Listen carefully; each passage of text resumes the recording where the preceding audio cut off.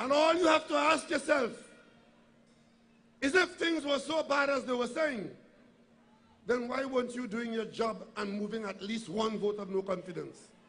I could tell you, when I was opposition leader, within weeks of being opposition, within months, within years, the record in Parliament will show the number of times that I have come to the Parliament and explained to the population how detrimental the government was to the public interest by way of a vote of no confidence, not once, but many times. But you hear them talking about this, that, and the other. Ladies and gentlemen, what they are holding us responsible for is doing our job. And you have to ask yourself, if you are so upset with the job that the PNM has done, and you want to come into office, and you're vexed about all that the PNM has done, really, we should take you seriously when you say you're coming to restart Caroni Limited, you're coming to reopen refinery, and you're coming to give anybody anything they want and everybody everything they want? That sounds like a government to you. But I'll tell you something. There were a number of other things that we didn't have during the period while I was Prime Minister. Not only were there no votes of no confidence against us in the PNM cabinet or the Prime Minister of the country, but there was never a single instance during our term when anybody was shown to have had a job with false papers. Not once. There was never a sex scandal in my government. So when anybody could come with a tape and your minister don't know is he smoking marijuana, snorting cocaine, with horse in a hotel, the minister don't know is he. You ready? You know that ask me if that is me. Never was there a minister in my government who, for an action in my government, that minister has had an issue with the police. Nobody. I defy Kamla Prasad Bisesa to say the same thing about the government that she led. I'm saying to you, you would have heard a lot about wrongdoing in my government. Stuart Young, they could count and tell you the number of times that he has recused himself. Faris, they could tell you the number of times that he has recused himself. You know what recuse means? It means to remove yourself. And you know what the Integrity in Public Life Act requires of us in government, in the cabinet? It says that if you are in a position where you are likely to benefit from a decision, you or anybody close to you, like your wife or your children or your family, if you are likely to be the beneficiary of a decision, when the issue comes up, you are required to recuse yourself. So all this recusal you hear about the UNC and some of the friends in the media talking stupidness about recusal, it is simply members of the PNM cabinet obeying the law. So if you are a cabinet member and your brother is working in a bank and the bank is bidding to loan money to the Ministry of Finance, then you recuse yourself and take no part in the decision. If you own a building and the building is rented by the state, or the state wants to rent the building, then you have to recuse yourself and take no part in the decision. The rest of the cabinet will take the decision. But the UNC doesn't know anything about that. They sat in their cabinet, make decisions for themselves and their friends, and nobody recusing themselves. And they could come and tell you, because they figure you're stupid, that if Stuart Young recused 50 times, it's because he's corrupt. Thinking that you're stupid. Because every month when the Minister of Finance goes to the banks, because his brother is an employee in the bank, as a matter of fact, I don't even think that he requires to, in that situation, because his brother doesn't own the bank. His brother is an employee in the bank. But Kamla Prasad Bisesa and friends will try to give you the impression That is their idea of corruption. But let me tell you what the real corruption in this country is. That same Stuart Young there. When we came into government, we discovered that the last working day of the UNC in office, which is the Friday before election, they removed from the contract on the OS highway construction project the clause that said that if the contractor goes bankrupt, the bonds that protect the taxpayers' money belong to the government. They removed the clause, and the contractor was bankrupt since April. They removed the clause in September to allow the contractor to go with the bonds. When Stuart Young became a minister of government under my instruction, he had to go abroad to capitals around the world to fight in courthouse to get and to bring back the money that the UNC gave to the contractor. $971 million.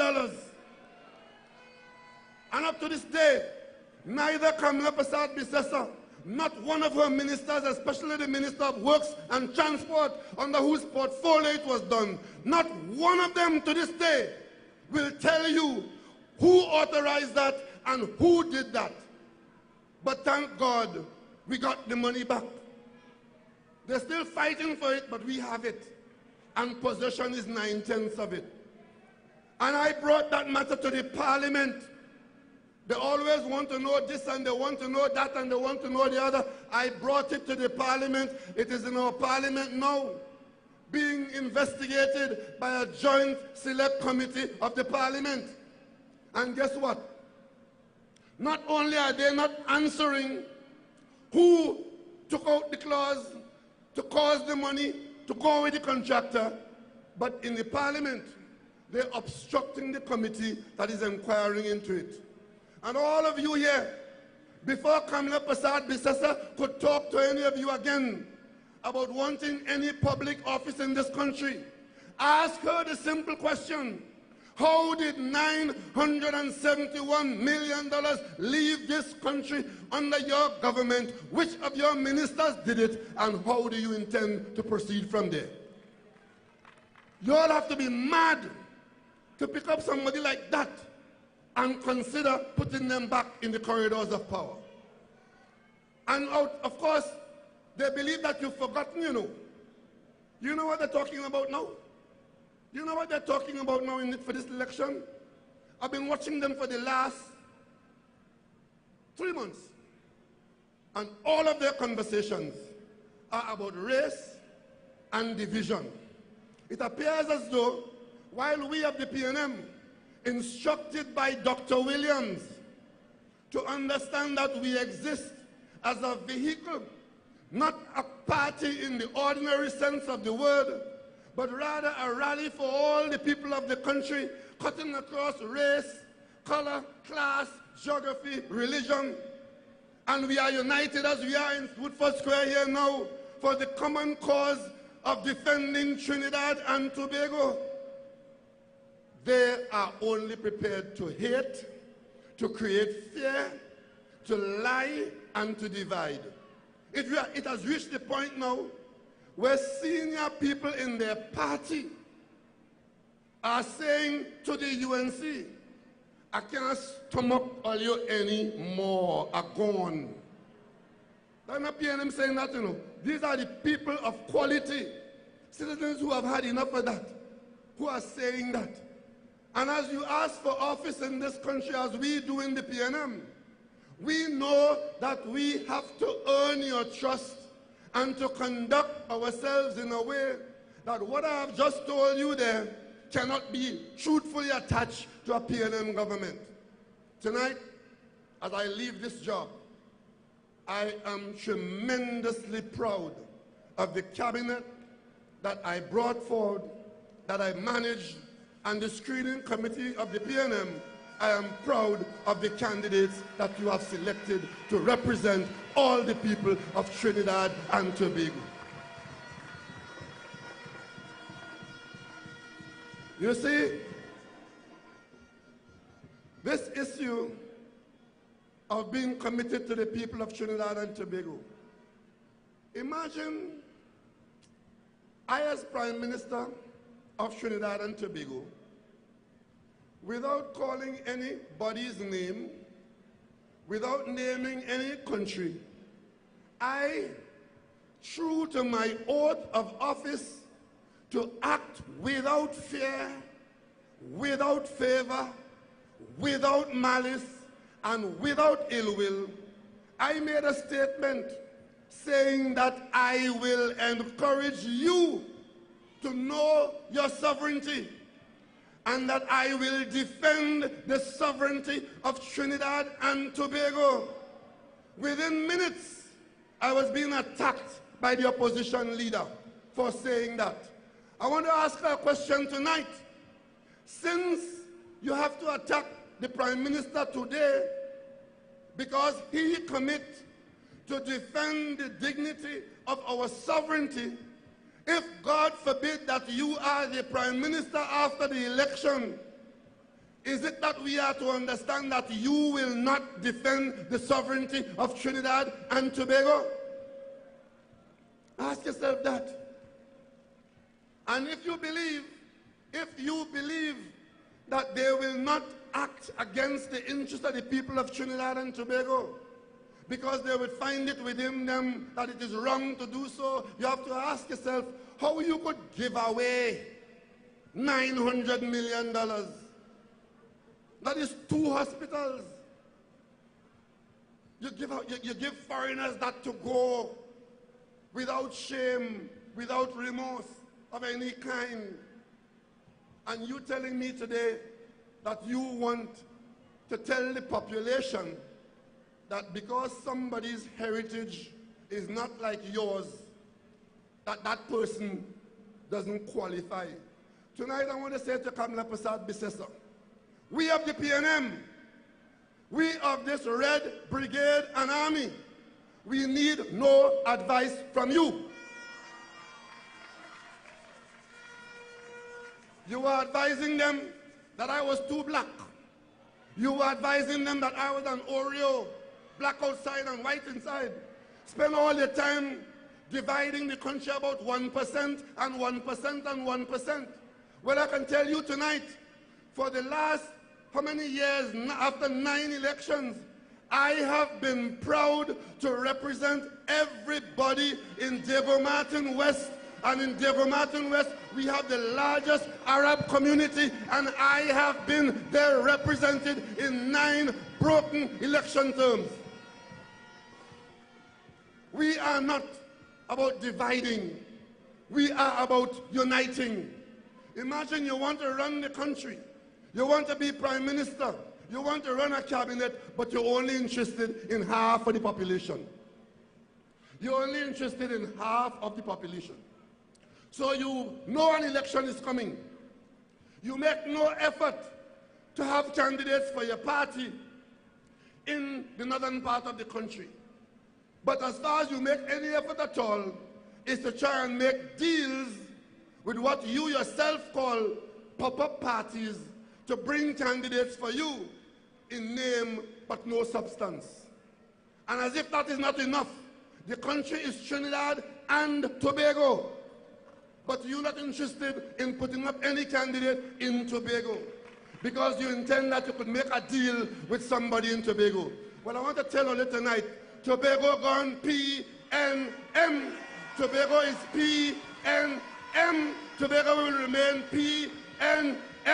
We're going to beat them from Charlottesville to Belgarden to Roxborough to Mason Hall to Canaan because Tobago is PNM.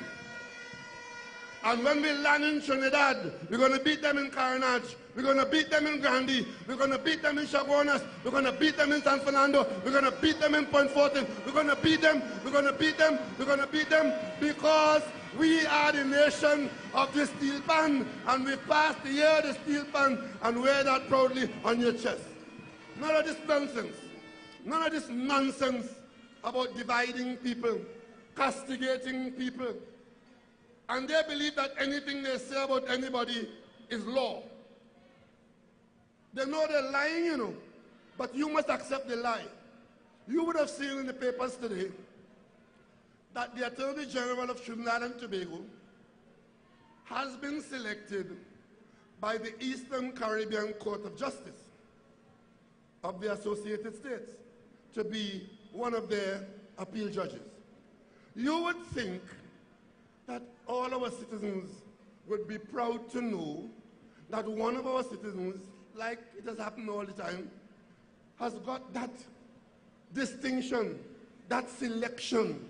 The Eastern Caribbean countries has reached out and they have taken our Attorney General, who I must thank for the 3 years of service he agreed to give. But you know what their position is? That it is a disgrace. And she started to denigrate the man. You know why? Because she has been denigrating him for the last 3 years non-stop and believe that others must do the same.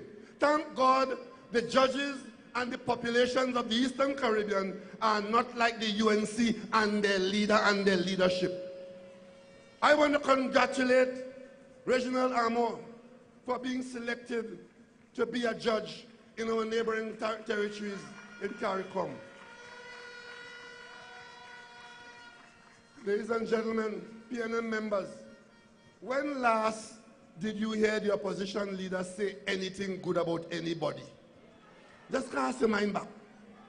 The only time she gets up out of her liquid stupor is to put her name on something offensive that somebody has written for her. Sometimes it don't even make sense. You know, a president comes in America, right? And as a matter of course, Prime Minister of Trinidad and Tobago and anybody else, you send letters of congratulations to these people all around the world. And I don't know where the UNC leader got the letter that Keir Starmer wrote to the White House to congratulate Joe Biden.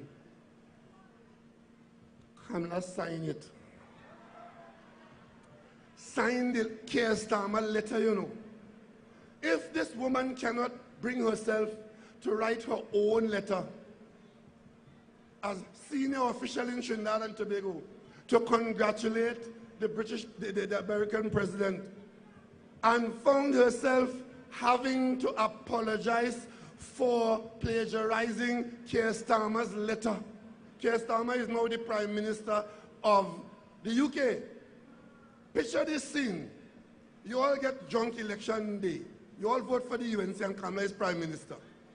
And she goes to a Commonwealth Heads of Government meeting as she will meet Keir Starmer there. And Keir Starmer will simply say, "Oh, it's you. I heard about you. It's you." And she will pretend not to know what he's talking about. I mean, is that what we really need? Is that what we need? And worse, it appears as though she has a magnet for people who the police looking for. If we had time tonight, I will name on my 10 fingers 10 people in her team who the police have an interest in. But that is for another time. But I want to say to you, today you saw 41 candidates here. And for the first time since 1991, I wasn't in that crowd. First time since 1991, I am not among those who will carry the flag. But I'll be there cheering them on. But listen, you will look at our team and visualize the cabinet after election day. And after you've done that, with a smile on your face, try to visualize a cabinet from that basket of deplorables that Kamala Persad-Bissessar has encouraged around her. And picture them in the cabinet of Trinidad and Tobago. Some of them, again, if that happens, some of them going into the cabinet, carrying the police warrant, dragging behind them, you know. Them not going in there to thief, you know. Them going in there to answer for what they did before. And that is the option. Tonight, I want to ask you to compare and contrast what is available to the people of Trinidad and Tobago. In the PNM corner, in the red corner, you have youth, you have vibrancy, you have experience, you have integrity, you have trust, you have enthusiasm, and you have patriotism in the form of Stuart Young and the People's National League. Try and apply those attributes to the other corner. Try and apply that to the other corner and see how quickly you'll tell yourself that you're trying to fool yourself. Ladies and gentlemen, I am proud of many things. But what I am proud of tonight is that while I was Prime Minister, one of the things I did was to look at the future situation of the people of Trinidad and Tobago. You don't only govern for today. In fact, you don't only govern for next month.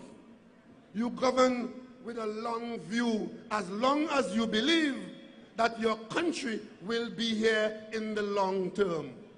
And that is why I told you all at Balizé House, August of 2020, that I will not, on another night, be at Balizé House receiving the election results.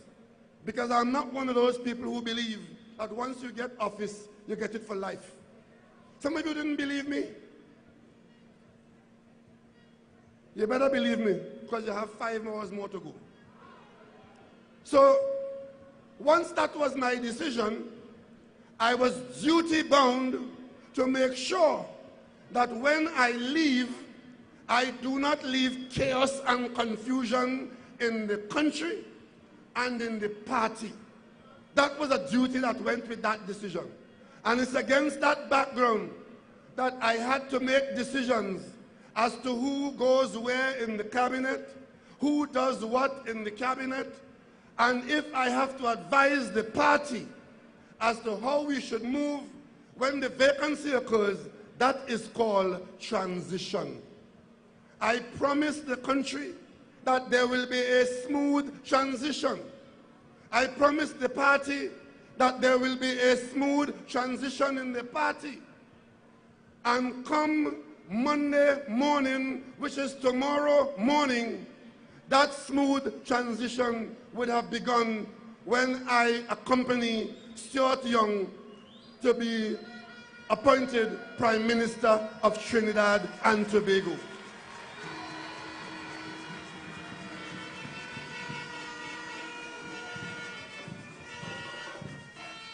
They don't know anything about that.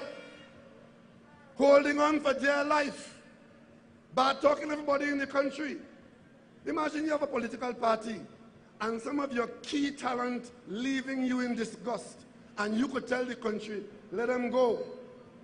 Who want to go could go. You understand? And you want to retaliate against the PNM with that, so you go and find Watts. Well, Watts' bulb dim and his light will blow. We're not in that. We are not about making deals. What we are about is responsible governance, where I, as Prime Minister, could tell you, my party, that the caucus of the General Council of the PNM, the parliamentary caucus, not the cabinet, every elected member of parliament is a member of the caucus. And they met, and by secret ballot, notwithstanding any disappointment on the part of any person, by secret ballot, they democratically chose Stuart Young to be the person who leads them in the parliament. Our opposition leader is saying that that process is somehow offending the Constitution and she's going to take it to court.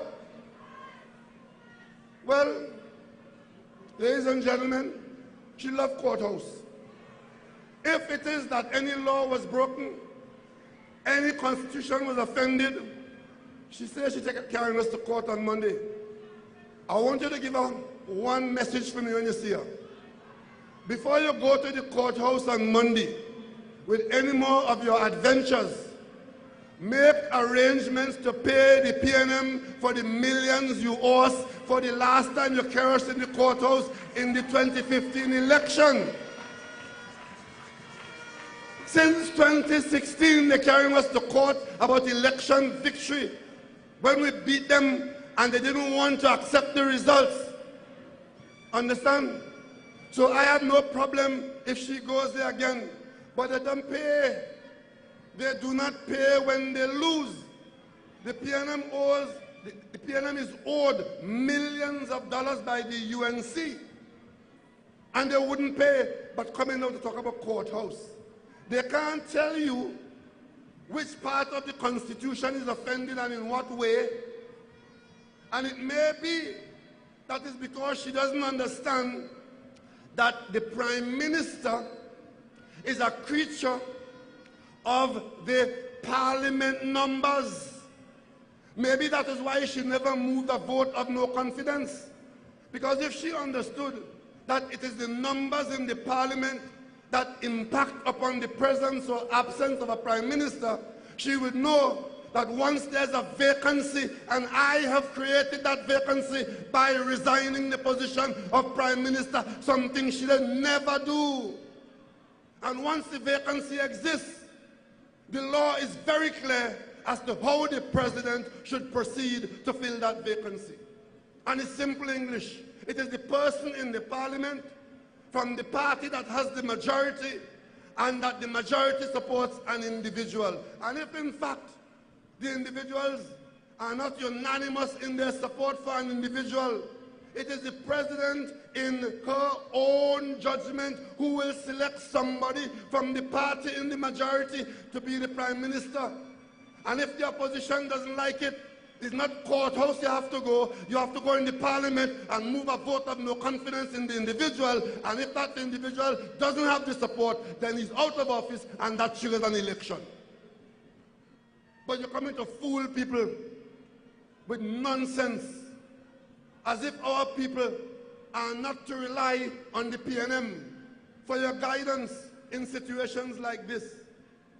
Ladies and gentlemen, I'm what I am. I can't be anything else. They make me so.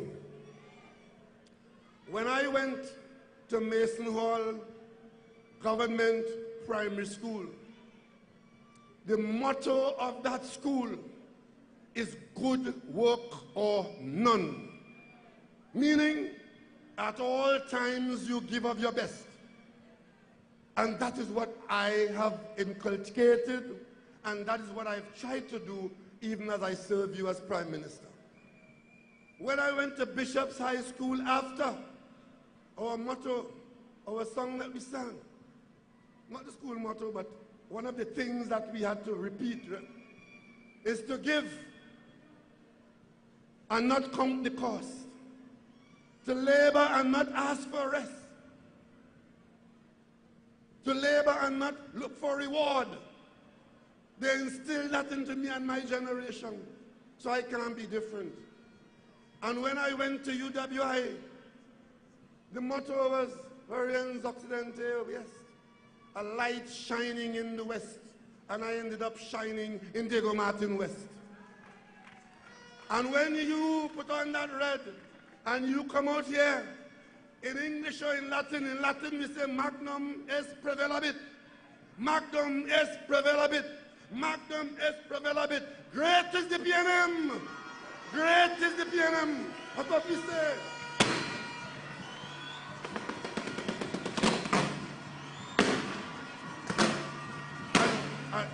All right, tell them I ain't finished.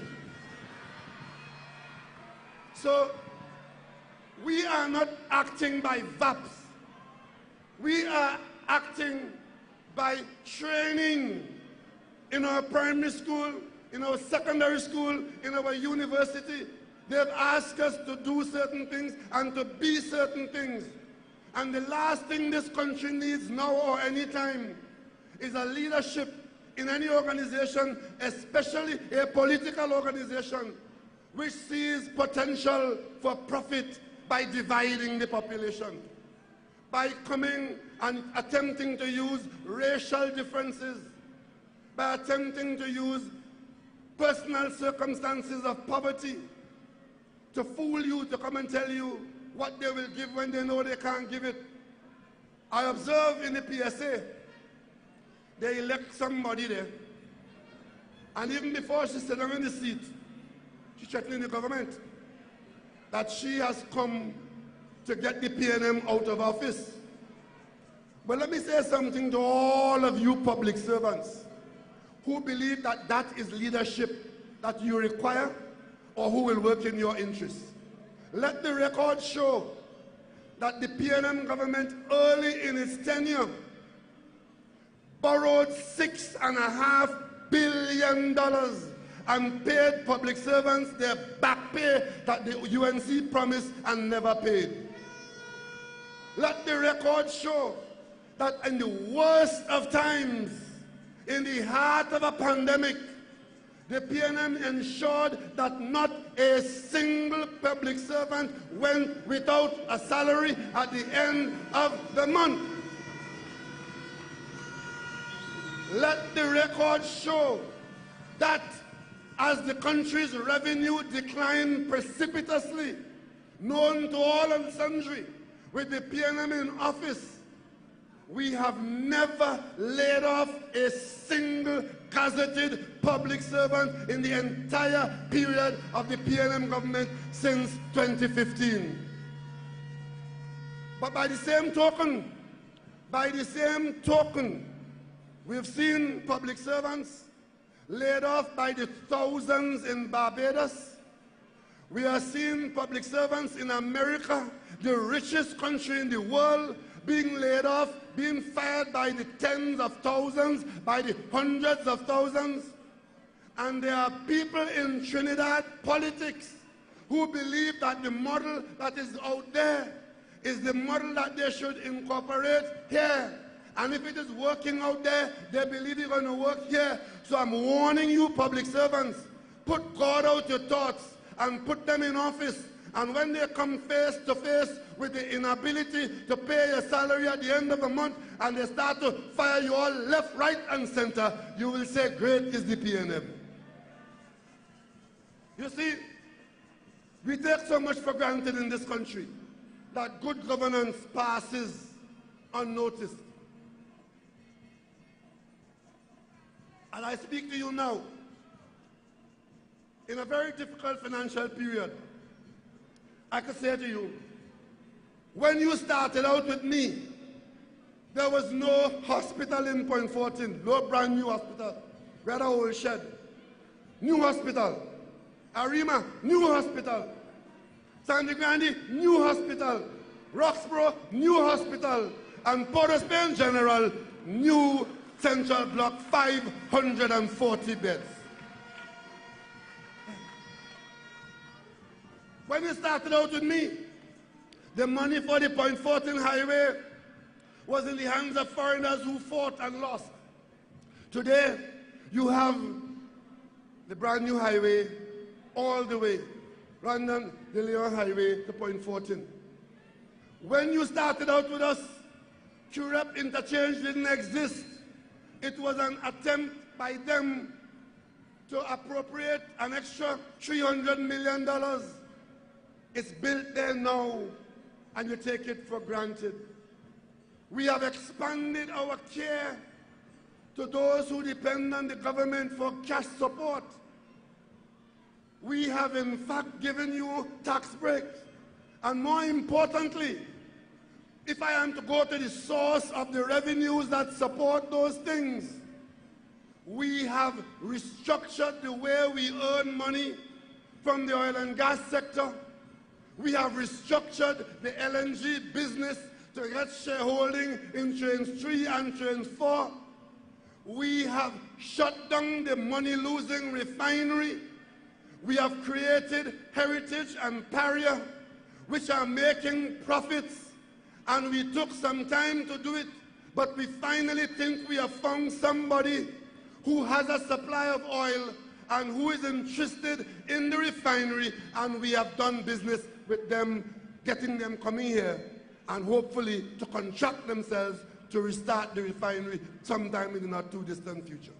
Ladies and gentlemen, these decisions are not easy ones, but they were required in the interest of the people of Trinidad and Tobago. Had we not restructured Petrotrin, when in August of 2018 there was a requirement for the Minister of Finance to come with $850 million that we didn't have. You know what they were telling us? Those who figure we shouldn't have done that? Yes, Minister of Finance, you could pay it. And after you pay it, they will downgrade the whole country, bankrupt the whole country, and all of us will go to the IMF. When you go to the IMF, before you get $1, the IMF will tell you, cut the subsidy at Wassa, your water rate going up. Cut the subsidy at Tiantec rate going up. Eliminate the subsidy on gasoline, your gas price going up further. Healthcare is free, put a charge on it. Education is free, put a charge on it. IMF not giving you money because they like you. If you are living above your means and budgeting for deficit financing, meaning that you are spending more than you're earning, if you want IMF money, they will bring you back to where you are earning. We have CARICOM colleagues who have been in an IMF program for years, and the IMF is saying to them, your expenditure must be equal to your earnings, and not only that, your earnings must show a little bit of savings as well. And they can't do anything about it. We have said to you, and we kept our word, that we will not be going to the IMF. And we will take our own medicine, bitter as it might be from time to time. And tonight I can announce to you that we have kept our word, and our economy is strong. It has recovered from COVID. We are making headway. We have a strong future in revenues after we've done what we had to do. There's a man who likes to call my name on a regular basis. I have an African name, eh? And for him, I will stop using Keith Rowley. Too easy to pronounce. I'm going to want him to call me by my long African name. And when he called me, I want to remind him. About 2 months ago, the first rig built at Tofco, where they build rigs in La Brea, the first one since 2019 went out about 2 months ago. You know why? Because one of them was so smart and so stupid and arrogant, going and telling BP, take your rig and go. Well, they did just that. They carried all the business to Mexico and Louisiana. And highly skilled people in this country were without jobs. Some of the best technical workers in this country are to be found at Tofco in La Brea. They had no work. I had to go to BP head office with Mr. Young in tow, sit down and virtually beg, give us another opportunity. Give us another chance. Give us a chance to compete. Even if we are not as competitive now as we should be, if you give us another chance, we'll improve ourselves. BP agreed. And that is how the Mentor project was done. And I can tell you, all of you feel proud. It was one of the most outstanding projects done by the citizens of Trinidad and Tobago. And having done that, the day the Mentor platform left Tofco, another one came in, and there's another one in the pipeline to come. So, who looks out for the people of Trinidad and Tobago? Eh? Those who tell them, take your rig and go, or those who tell them, give us an opportunity and we will prove ourselves? But all of them who talking, here the big point they're coming to win election with. Prime Minister's salary. Well, I'm not going to apologize to anybody for any salary. If you catch me thieving, well, I'm in trouble.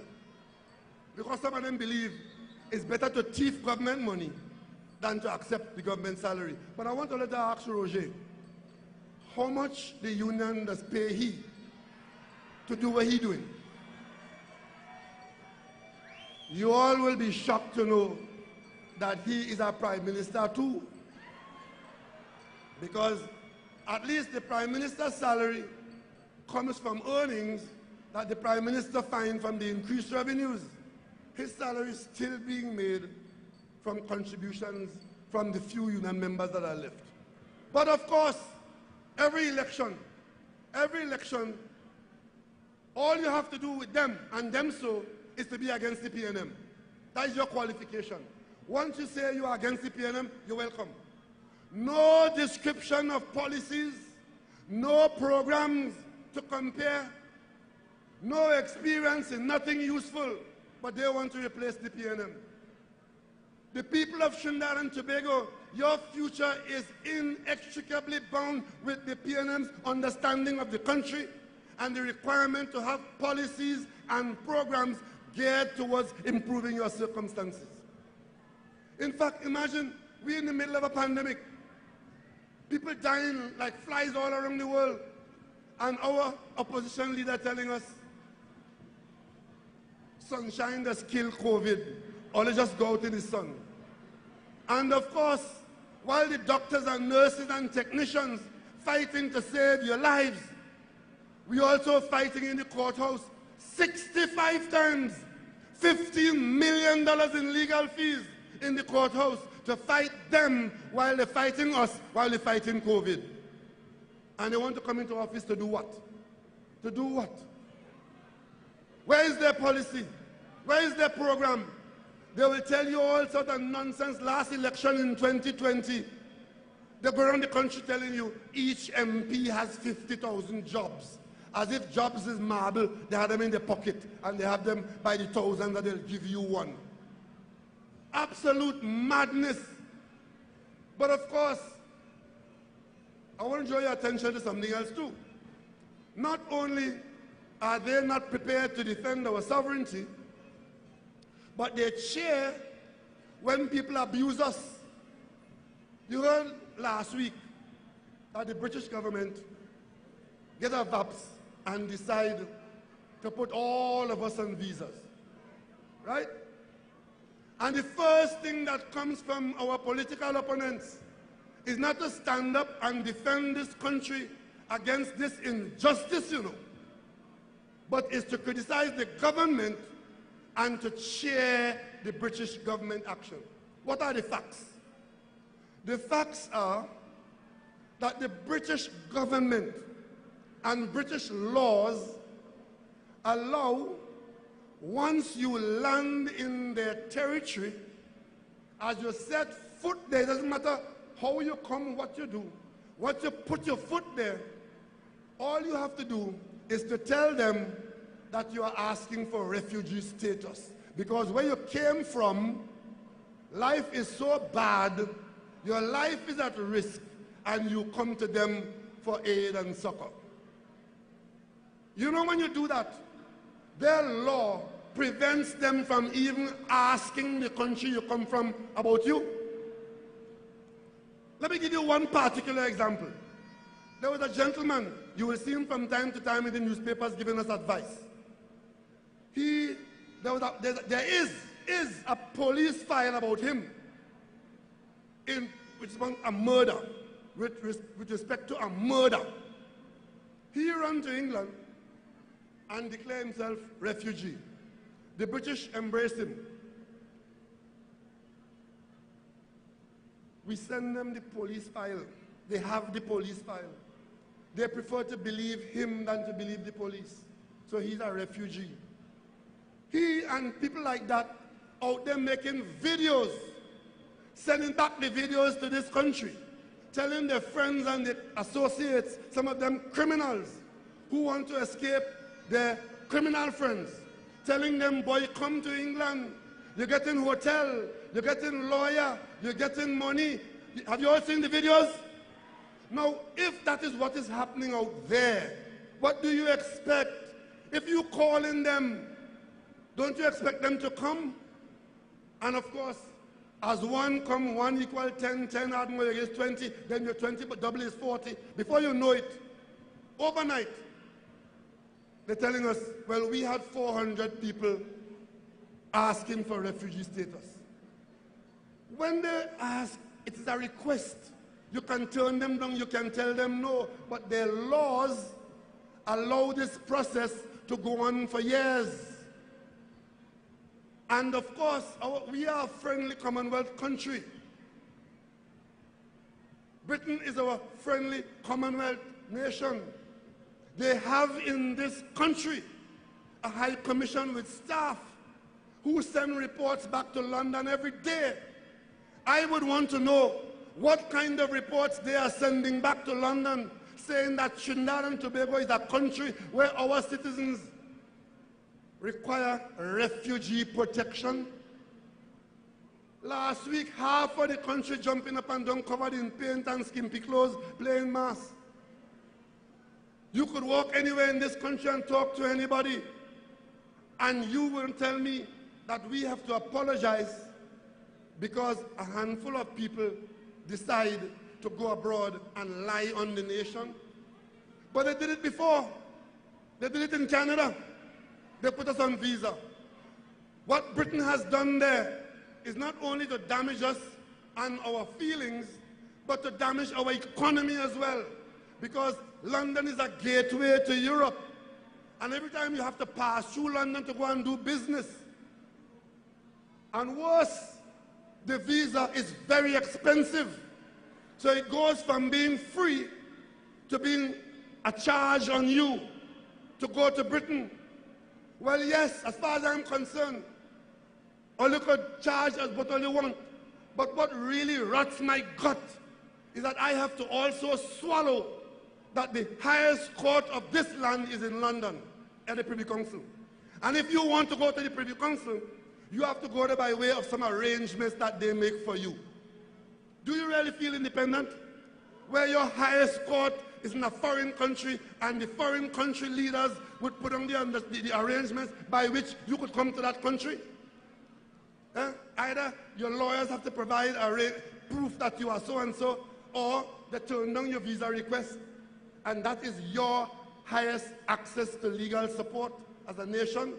Well, if you all didn't know that we should get out of the Privy Council and get to the Caribbean Court of Justice, this treatment by the British government should let all of you know how they view us. And if you believe that they have come around to thinking that we are equals, you have another thought coming. Many of them still believe that we are substandard, we are inferior, and they should treat us as they want to treat us. Today I want to call on our friends in the United Kingdom to review that unjust action against the people of Trinidad and Tobago. We have been, and we continue to work closely with them, our security agencies, our Minister of Foreign Affairs, and our Minister in the Office of the Prime Minister, to work with the British agency to identify the ragamuffins who are living here and who will go to England and do that. And if we cooperate, and if they cooperate with us, they wouldn't have any refugee problem. But it is unfair. It is unjust. It is disgraceful that they will disregard our wider national interests, put a fee on us, and tell us, while you have to come to us to have our law lords tell you what is right and wrong, you have to pay for a visa to come and do that. Trinidad and Tobago must complete its independence and get to hell out of the Privy Council. And that's only one of the problems we have here. We have a whole lot of problems. You show me one country, rich or poor, that doesn't have problems. But there are people in this country who can identify every problem for you. But they can't tell you. They can't acknowledge to you what you have done well. If you treat your children so, you will destroy them. You keep telling your children how stupid they are, or how dunce they are, or how lazy they are, and see what kind of child you will raise. You have to acknowledge when progress is being made, when intentions are good, and pay attention to potential and possibilities. If I have to go through my government to tell you what we have done, it will take me whole night. If I call Foster Cummins here now to tell you what we have done in this new Ministry of Youth Affairs, it will take the whole night. As I went last week, or is it this week? Monday, to take possession of the new building, and it's being outfitted now at the hospital. If you see the technology, you don't want to be going to the hospital, right? Because you want to be healthy. But if you or your family have to go to that hospital now, when you see the computerization of the management of healthcare in our new hospital, you will know why this government created and is working a Ministry of Digital Technology and Transformation. We are in that age. No other government ever had those two portfolios, a Ministry of Youth Development and a Ministry of Digital Transformation. These jokers on the other side, there's a gentleman who speaks for the UNC. He has never said a decent or clean word about anything good. It's only to nasty up people's name, talk vulgarity. Ladies and gentlemen, thank God the people of Trinidad and Tobago have the option of the People's National Movement. You see, in the PNM, in choosing people to represent you, we don't make deals. We assess people.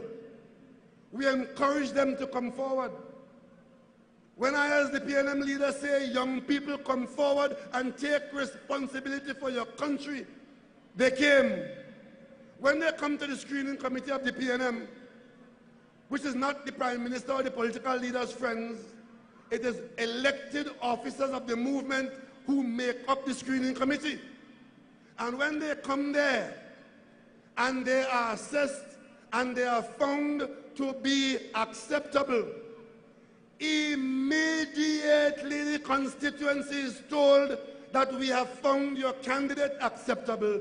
X or Y is your candidate.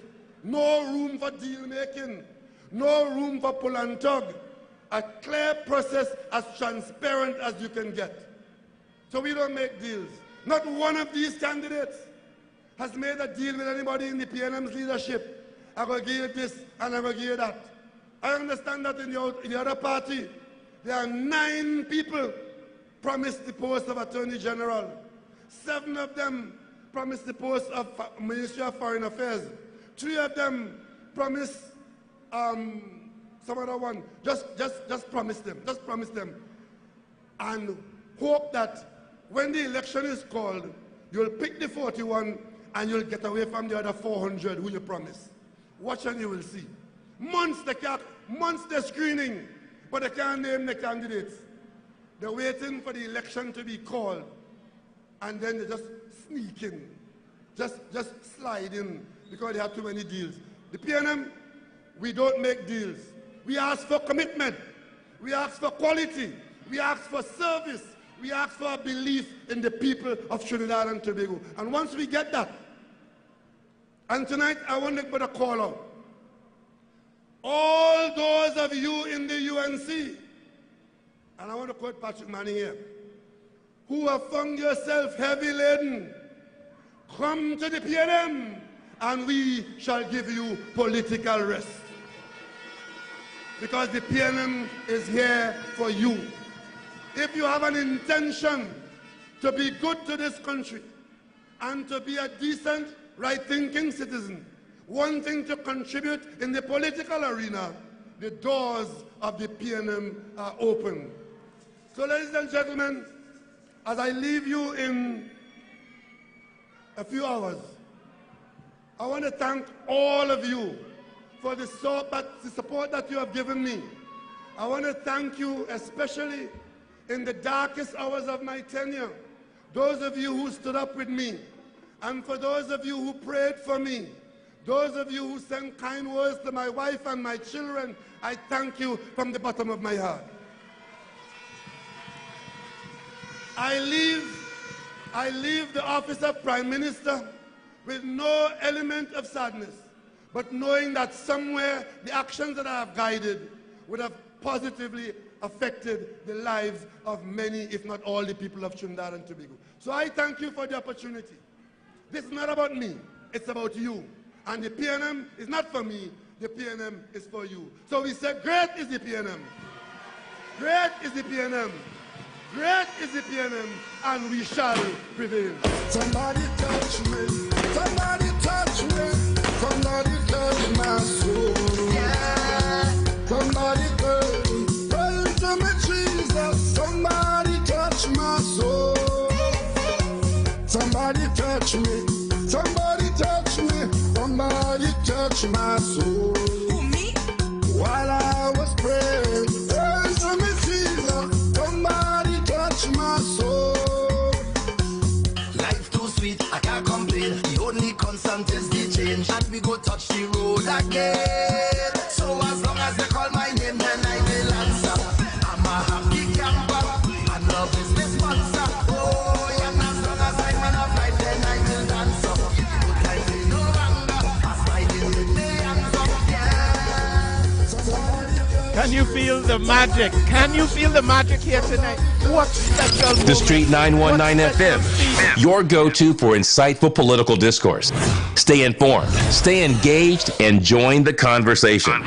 Connect with us online for the latest updates and thought-provoking discussions. Street 919 FM, the official station that defends the nation. You are listening to the Street 919 FM. Stay with us for news, interviews, and commentary that shape our democracy. Street 919 FM, the official station that defends the nation. Constructive Talk with Pastor Google, where every conversation builds bridges and sparks solutions, because together we can shape a better future. On the Street 919 FM, the official station that defends the nation. Real. I want the truth. Straight. You can't handle the truth. And fair. I seek righteousness. The official station that defends the nation. The Street 91 FM. You're listening to the Street 919 FM, your destination for the best music around. All the hits and timeless classics on the Street 919 FM.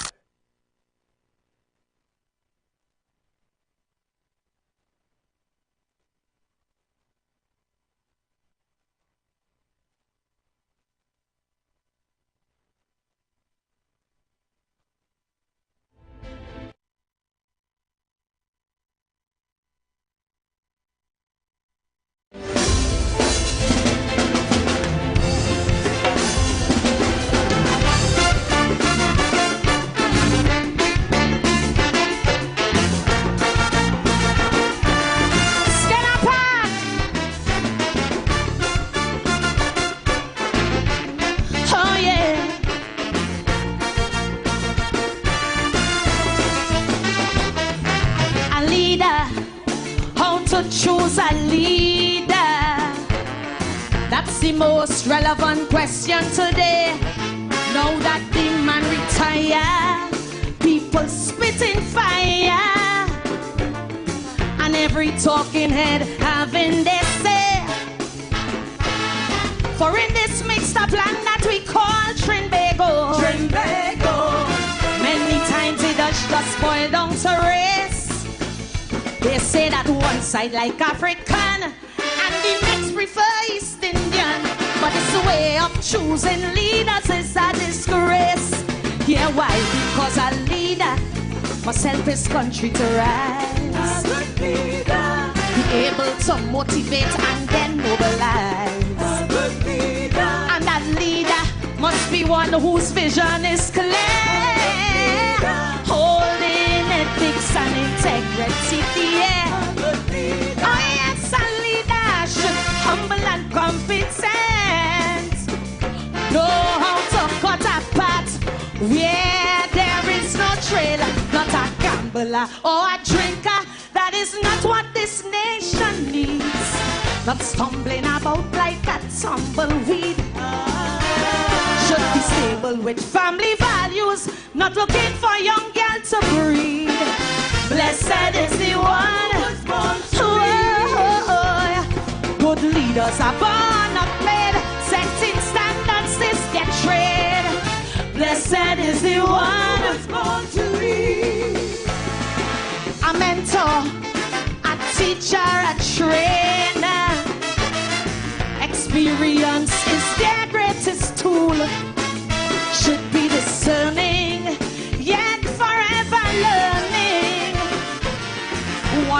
doesn't gladly suffer fools. And in a world that loves a maximum leader, he must know when to let go and delegate.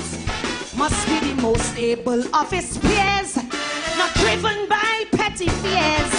And though he can, don't always dominate, because a leader must be blessed with wisdom also.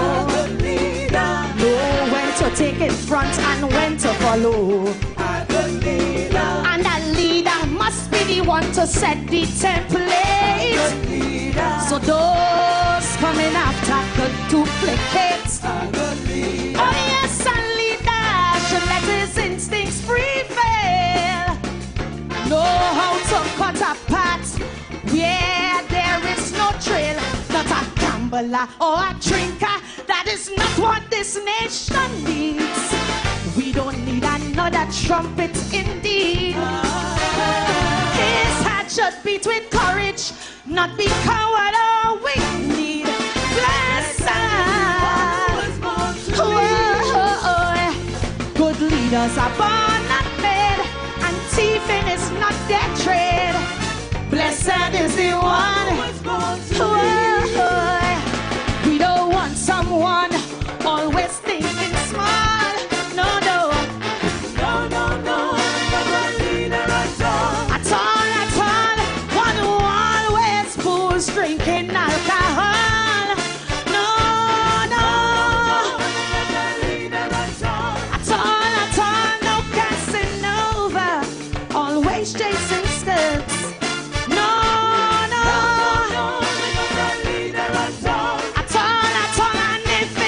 Treasury that they ought to hurt. My, my. No, no, no, never leader at all. My, my, my. Whoa, whoa.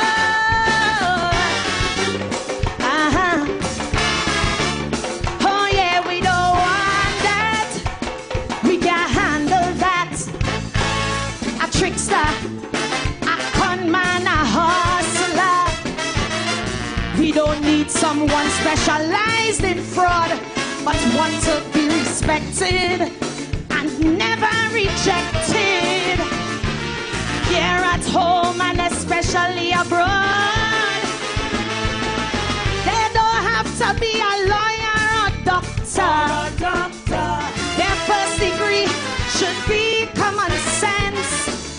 And when it's time to decide, you cannot run, you cannot hide. A firm stand he must take, don't sit on the fence. Because a leader mustn't drift like sinking sand. A good leader, by the courage of his convictions, he should stand. A good leader, and a leader can't bend with every wind that passes. A good leader, to his values and principles, hold fast. A good leader. Oh yes, a leader should be brave and competent. For what he believes in, go to every length. Not someone seduced by flattery. That is not what this nation needs. We don't need another trumpet, indeed.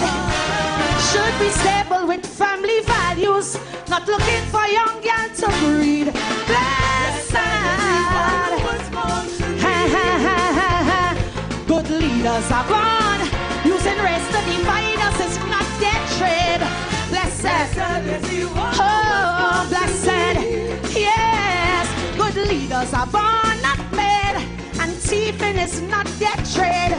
Blessed. Oh, blessed. Yes, good leaders are born, not made. Leaving us better off is their trade. Blessed is the one who was born to lead. Love you.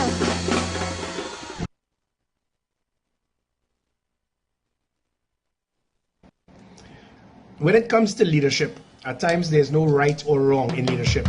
Sometimes it is how you are perceived. And in leadership, not everyone will like you. Some would dislike you, some may hate you. As it pertains to Dr. Keith Rowley, he spent 4 decades odd in national service. Half of that I was in uniform, be it in camouflage in the military or as a commissioner of police. But in the period that I was there working alongside or with or against Dr. Keith Rowley, I have seen the good, the bad, and the sad of Dr. Rowley.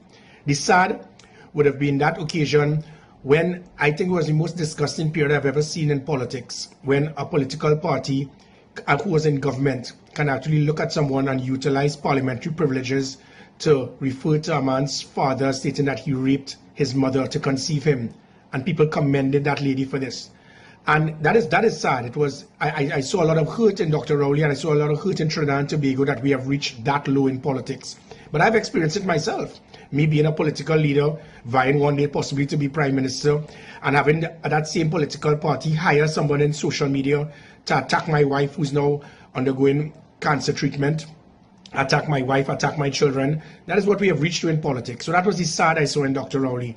The good had to do with when I worked as Commissioner of Police alongside him, with him, for him, as the Prime Minister during the COVID pandemic, where it is we had to work together as a team to ensure that Trinidad and Tobago could be as safe as possible. And I utilized my capability to ensure that law enforcement will not abuse their authority whilst adhering to the instructions of the government. And we worked well together, and that was the good I saw in Dr. Rowley, where he was trying his best to ensure that Trinidad and Tobago could be secure. The bad in Dr. Rowley, so I've given the sad, the good, and the bad.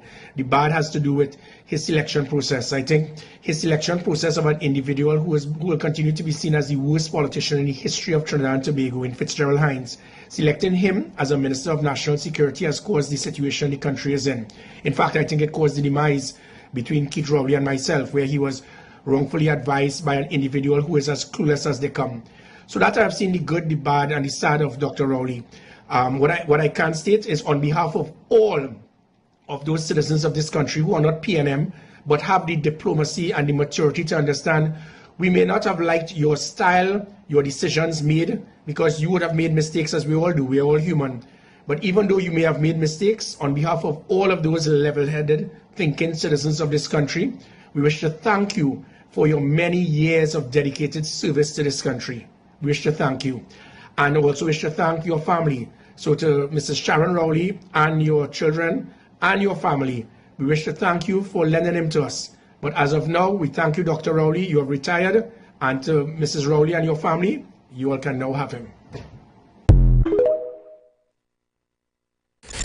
The Street 919 FM, your go-to for insightful political discourse. Stay informed, stay engaged, and join the conversation. Connect with us online for the latest updates and thought-provoking discussions. Street 919 FM, the official station that defends the nation.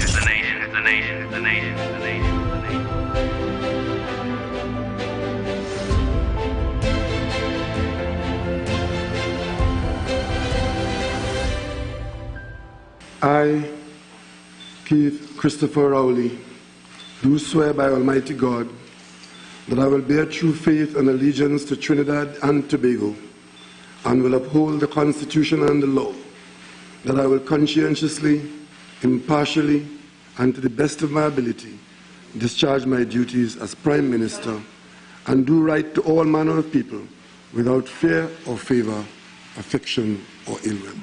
Some leaders are born into legacy while others must carve their own path. And out of humble beginnings, Dr. Keith Christopher Rowley forged his own destiny. The year is 1949, and Mason Hall, Tobago, the place he would call home during his youth.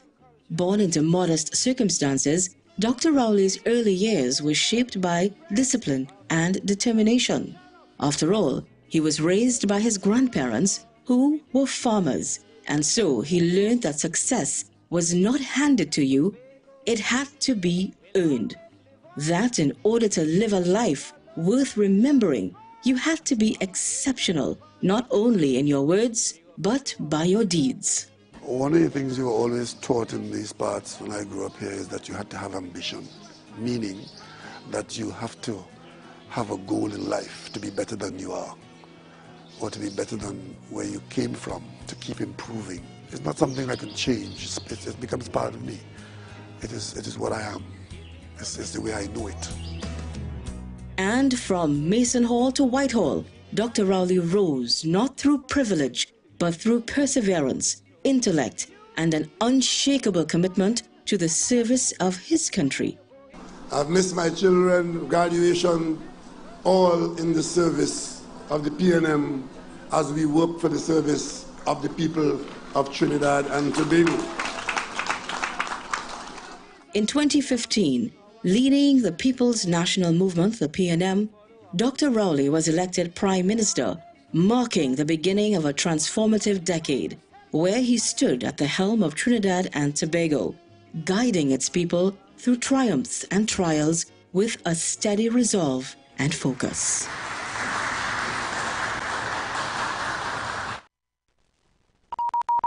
The views expressed are not necessarily the views of the management of the Street 919 FM. Attention business owners. Are you looking to reach a vast audience and boost your brand's visibility? Then look no further. The Street 919 FM is here to help you shine. With over 170,000 followers on our social media platforms, our radio station is the perfect platform to showcase your products and services. Join us and let your message be heard by thousands of eager listeners. Contact us now to learn more about our affordable advertising packages. Don't miss out on this incredible opportunity to connect with your target audience. Advertise with the Street 919 FM today. For more information, call 399-5959, 384-2232, or 378-1470.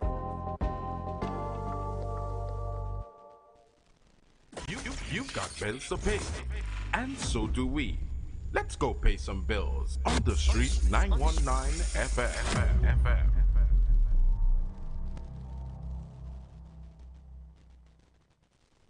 Port of Spain, Point Fortin. It's your turn to laugh like never before. Alternative International Comedy Festival featuring comedy star Damian Melville in concert with added drama, including Damian Melville as Dr. Rowley. Coming to Winifred Atwell Auditorium, Queens Hall, Saturday, March 22nd, and Mahaika Oval Sporting Complex, Point Fortin, Saturday, March 29th. Both shows 7 p.m. Also featuring the biggest stars of Caribbean comedy.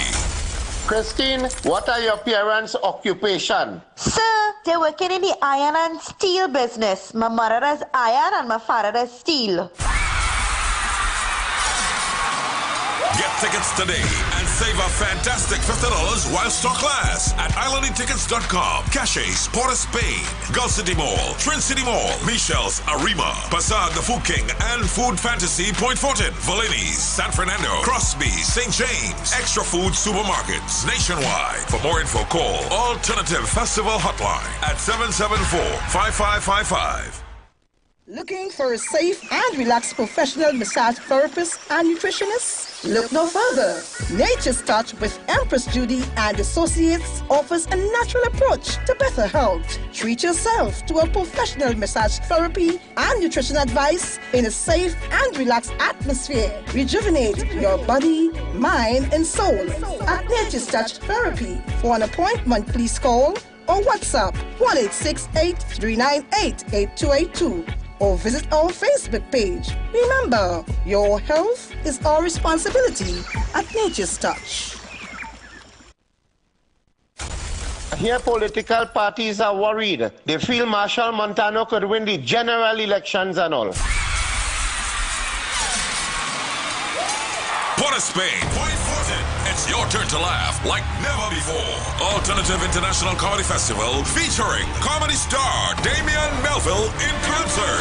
Coming to Winifred Atwell Auditorium, Queens Hall, Saturday, March 22nd, and Mahaika Oval Sporting Complex, Point Fortin, Saturday, March 29th. Both shows 7 p.m. Also featuring the biggest stars of Caribbean comedy. Get tickets today and save a fantastic $50 while stock lasts at islandingtickets.com. Palm, Caches, Port of Spain, Gulf City Mall, Trent City Mall, Michelle's Arima, Bazaar the Food King, and Food Fantasy Point Fortin, Valini's, San Fernando, Crosby, St. James, Extra Food Supermarkets, nationwide. For more info, call Alternative Festival Hotline at 774-5555.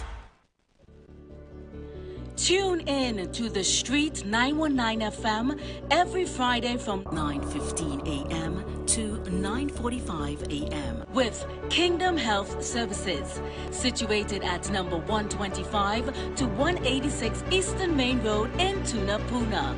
For the program, Health and Healing, merging the old with the new, with Mr. Brent Diet. For more information, call 318-7471 or 484-0141 or 360-4100. It's all about Kingdom Health Services on The Street 919 FM. Share the live. Share the live. The Street 919 FM on Facebook and Instagram. Share the live. Iowa George on Instagram. Share the live. Iowa TV and Street TV on YouTube. Share the live. The Street 919 FM. The views expressed are not necessarily the views of the management of the Street 919 FM. Economic policy, declining oil and gas revenues, and the big one, Petrotran's closure.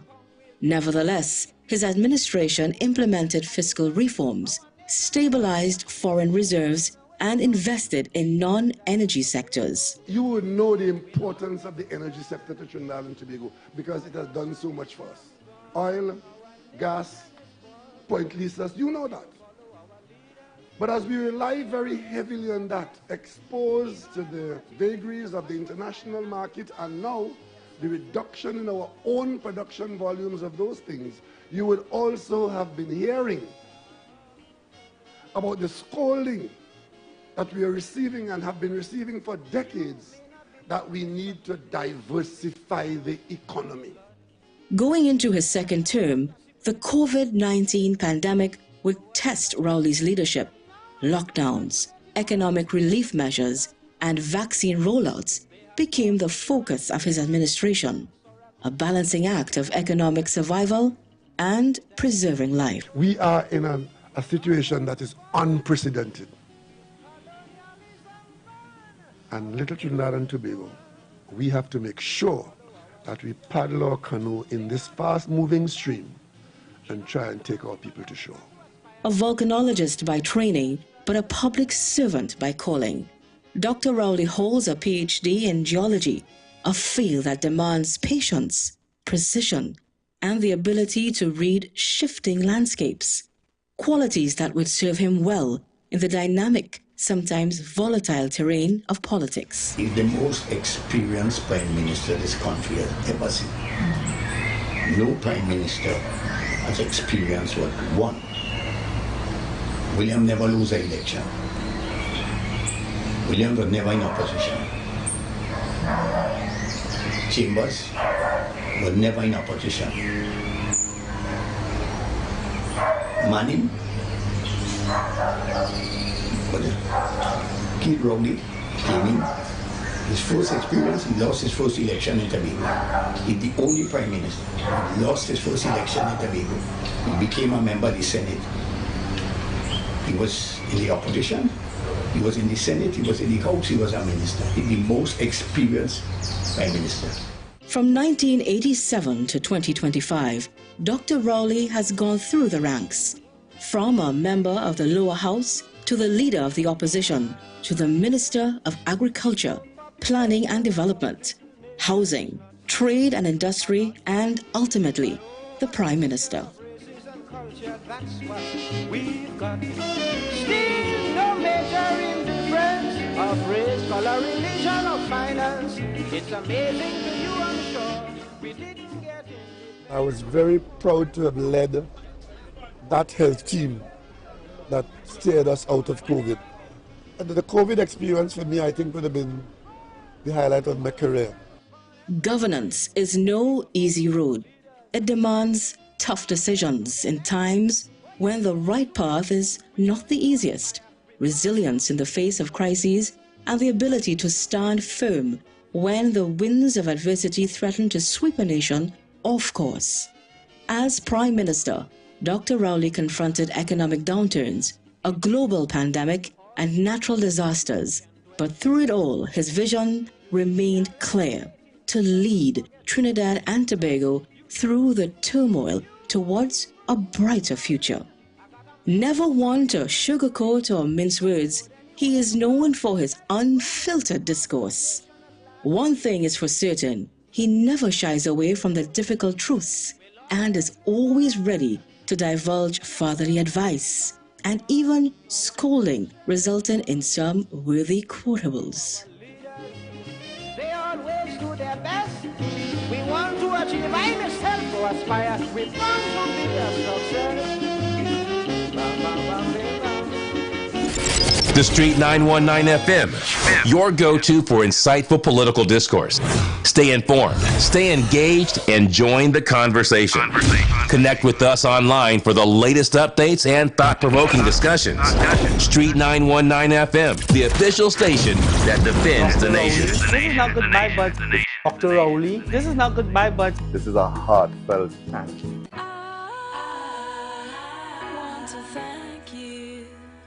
For giving me the best day of my life. It is very difficult to tell Dr. Rowley thank you for one thing, because there are so many things I would like to tell them thank you for. Dr. Rowley would have fulfilled his duties to Trinidad and Tobago. 45 years of service, and I would like to thank him for his steadfastness, for his love of country, and for the stability and the leadership that he has given to Trinidad and Tobago. Thank you for allowing me to lead without hovering. I truly appreciate your confidence in me. I recognize that every time he does make a decision, it's in the best interest of Trinidad and Tobago. And that is what I admire about him, his passion. His outstanding vision. He has always guided me right. I want to thank you most sincerely for what you did for this country during COVID. But most of all, seeing you as a human being. For looking at this young lady and taking a chance on me. He saw something that, I didn't see. Dragging me, kicking and screaming. From the sidelines and giving me that opportunity to serve at the highest level. As an ambassador at the United Nations, Attorney General of Trinidad and Tobago, and allowing me such close access to learn under his watch. Thank you, Doc, for being that quintessential leader. Also for his love and passion for CARICOM, and to encourage all young people to be involved in government. Thank you for your faith in our future. Thank you for your boundless faith in our destiny. Thank you personally. Time, the effort, the energy, and the belief that you invested not only in me, but in my other colleagues who came in young and fresh under you 10 years ago. So to my Honorable Prime Minister, I will miss you, we love you, and we wish you all of the best. Thank you. Constructive Talk with Pastor Google, where every conversation builds bridges and sparks solutions, because together we can shape a better future. On the Street 919 FM, the official station that defends the nation. Constructive Talk with Pastor Google on the Street 919 FM, the official station that defends the nation.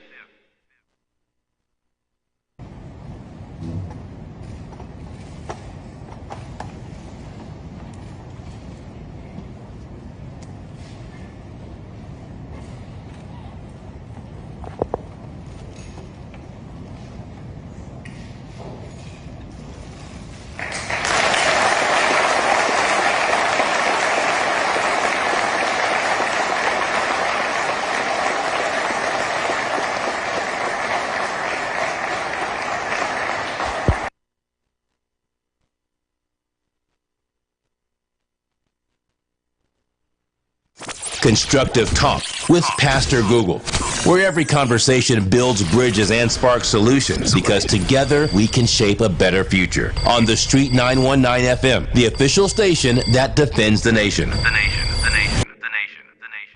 Well, good afternoon, Trinidad and Tobago, and good afternoon to all of you locked on to the Street 919 FM. It's always a pleasure to be here with you guys. It's Monday. So much is happening in Trinidad and Tobago. So we have our new minted Prime Minister, Prime Minister Stuart R. Young. Oh gosh, I know why I laugh. Yeah, we have our new minted Prime Minister, Minister R. Young SC, and I must say, you know, yesterday was amazing. The amount of persons came up to me yesterday. Wow. I want to say thanks to all of you who came up to me, said their hellos, and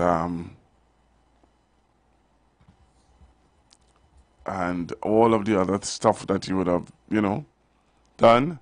So let me give you an idea of what's going on. So we had this swearing of the new Prime Minister and the Attorney General. Congratulations to the Honorable Miss Camille Robinson-Regis.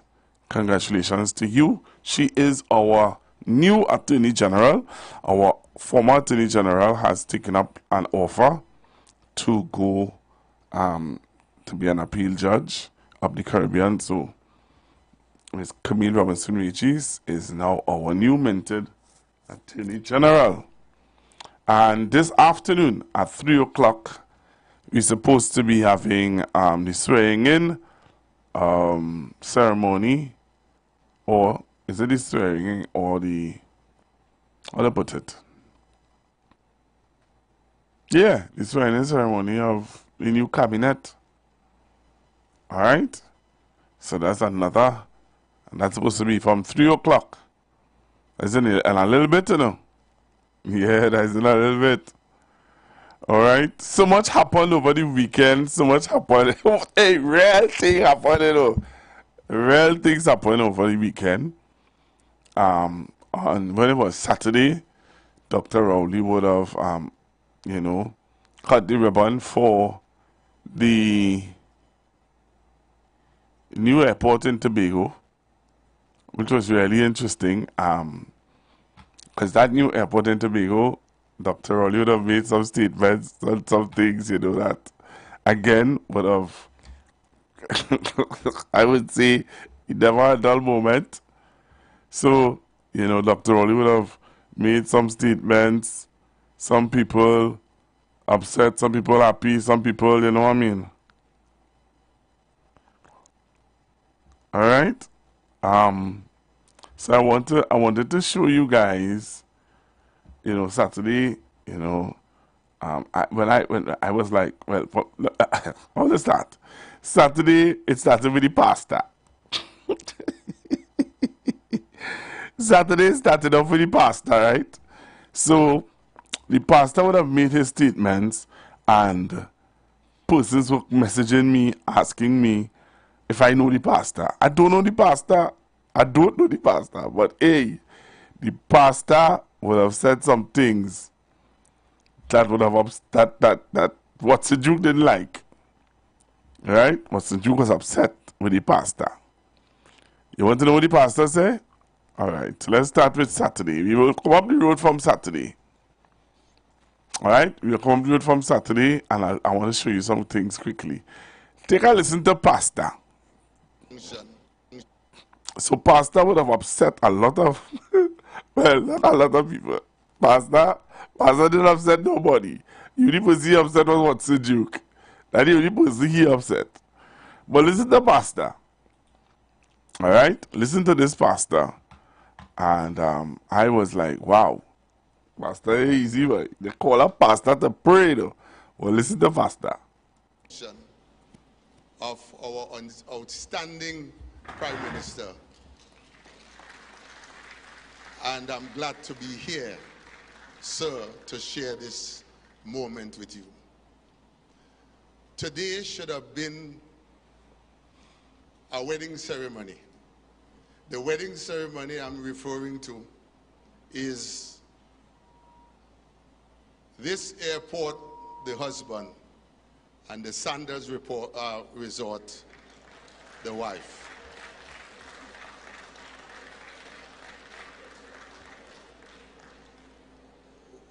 We did not really know how to protest when the Sanders company pulled out. But we grieve deeply And my heart hurt me when I heard the St. Vincent Prime Minister mockingly commending us for allowing Sanders to go their way. But I have hope, sir, Mr. Prime Minister. I know I'm to pray. Give me my chance. Give me my opportunity. Give me my opportunity. Give me my opportunity. It is important for me to say this, that I heard you on your last chapter 2 nights ago. You said that the man who you are going to have succeed you is a shrewd negotiator. I have hope that Mr. Stuart Young will go back to the Sanders Company because this airport that we are dedicating to God, I want to let know the church have some sense. And I just don't want to pray to dedicate this building, but I want to pray that people will come and that we will have world-class, first-class facility for them to stay. And this is the reason why I'm happy to be here as pastor to dedicate this building to the glory of Almighty God. And I'm saying to you, all of Trinidad and Tobago, all of Tobago who are of the opinion that this is not something good for Tobago, but I'm saying that I look forward, Mr. Prime Minister incoming, that you will go back to, we're requesting that you go back to both Stuart and they, and bring us the rooms that it will ensure our economic stability and contribution to the economy from Tobago. I want to look to the Lord in prayer because it is so important. And Mr. Prime Minister, I try to imagine in my mind, what kind of man is this? Who many people are hungry for prime ministership. And he can be such a man that to give someone else another chance to take our nation further. To this, on the behalf of the church and on the behalf of the people in Tobago who embrace and represent what I'm saying, we say a very special thank you for your kind of leadership that you are giving to us. My brother, we are now ready to pray. Mr. Duke, you promise us that Sanders will come back, you know. When you're there, you promise us, but Father, in the name of... Pastor deal with Duke? What is this? What is this? So yeah, the pastor would have made his statements, and right on the heels of the pastor, then we had the Prime Minister making his statements. And when the Prime Minister made his statements, everybody was shocked.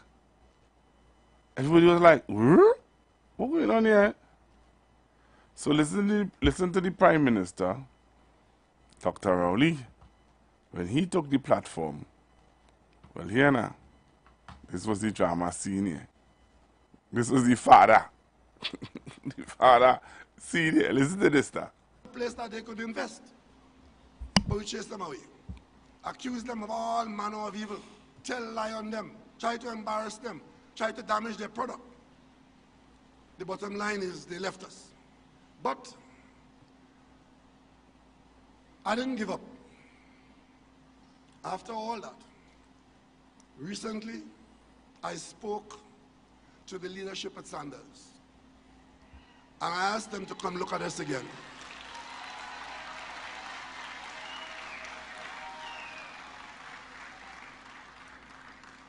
And if I was the problem, I wouldn't be there tomorrow. the leader has agreed to come to Tobago next month. And when he comes, he will meet Prime Minister Stuart Young. And you Tobagonians, especially you Fali, and you Watson, I'm inviting both of you from this platform, whenever Adam Stewart comes to Trinidad and Tobago, when he comes here in August, you, and all of you, with the Minister of Trinidad and Tobago, for the people of Tobago, for the people of Trinidad and Tobago, sit down with him. Sit down with him, and all of you become salesmen and saleswomen for the potential of Tobago, and success will be that you all manage to convince them to look at Tobago again and give Tobago one or more of those Sandals projects that the Caribbean has been benefiting from. I remember, look, Martin George clapping. I remember as a student at Bishop's High School. Only wait now. Look, Martin George clapping, you know. Only serious? Dr. Oli was like a real father, David.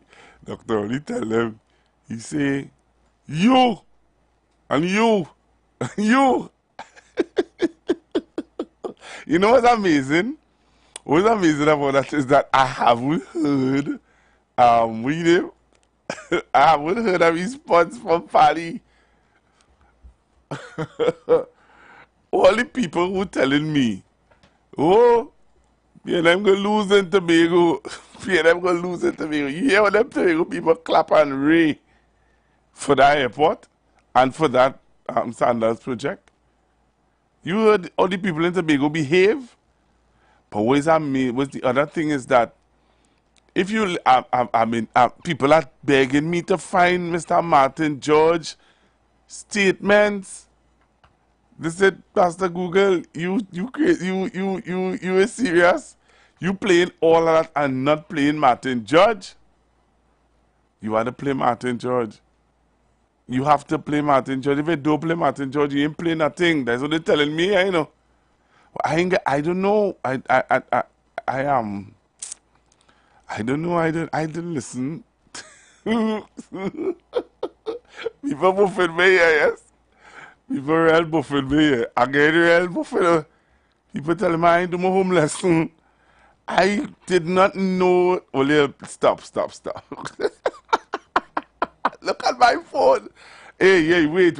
Only wait, just now. I did not know that Martin George had anything to say. Why only buffing me? This is Monday. Right? Let me take it out. Oh my goodness. Look at her. Wait now. I'm trying to find it. If anybody could find it, let me know. And I will play it. Somebody talking about even Mr. John. I think look at afternoon. Yeah, look at afternoon. Nah, you ain't that. No. You're not gonna do me that. Sorry, I call up. I really couldn't take that noise in my ear because I have in-ear monitors. I don't use, the other stuff now. All right. Yeah. So all you're buffing me, I really did not. Sorry, yeah, but I didn't know, man. Oh, look at afternoon. Hello. Good afternoon. Good day to you, sir. Good day. Martin George had to say, so he got a little pip from the Prime Minister. He did what? He had his say. But that's what that's what I just said. Everybody is buffing me now and telling me I didn't do my home lesson. Well, nothing to happen before time. They had to cool it. No, Martin George had his say, and they will play the tape, and they will hear how the Prime Minister gave me a little pip something. I will leave it there. All right. You have a good day, my brother. Same to you, sir. So the pastor would have said what he had to say, and that what's amazing? what's amazing is that opposition people will call a pastor, a PNM pastor.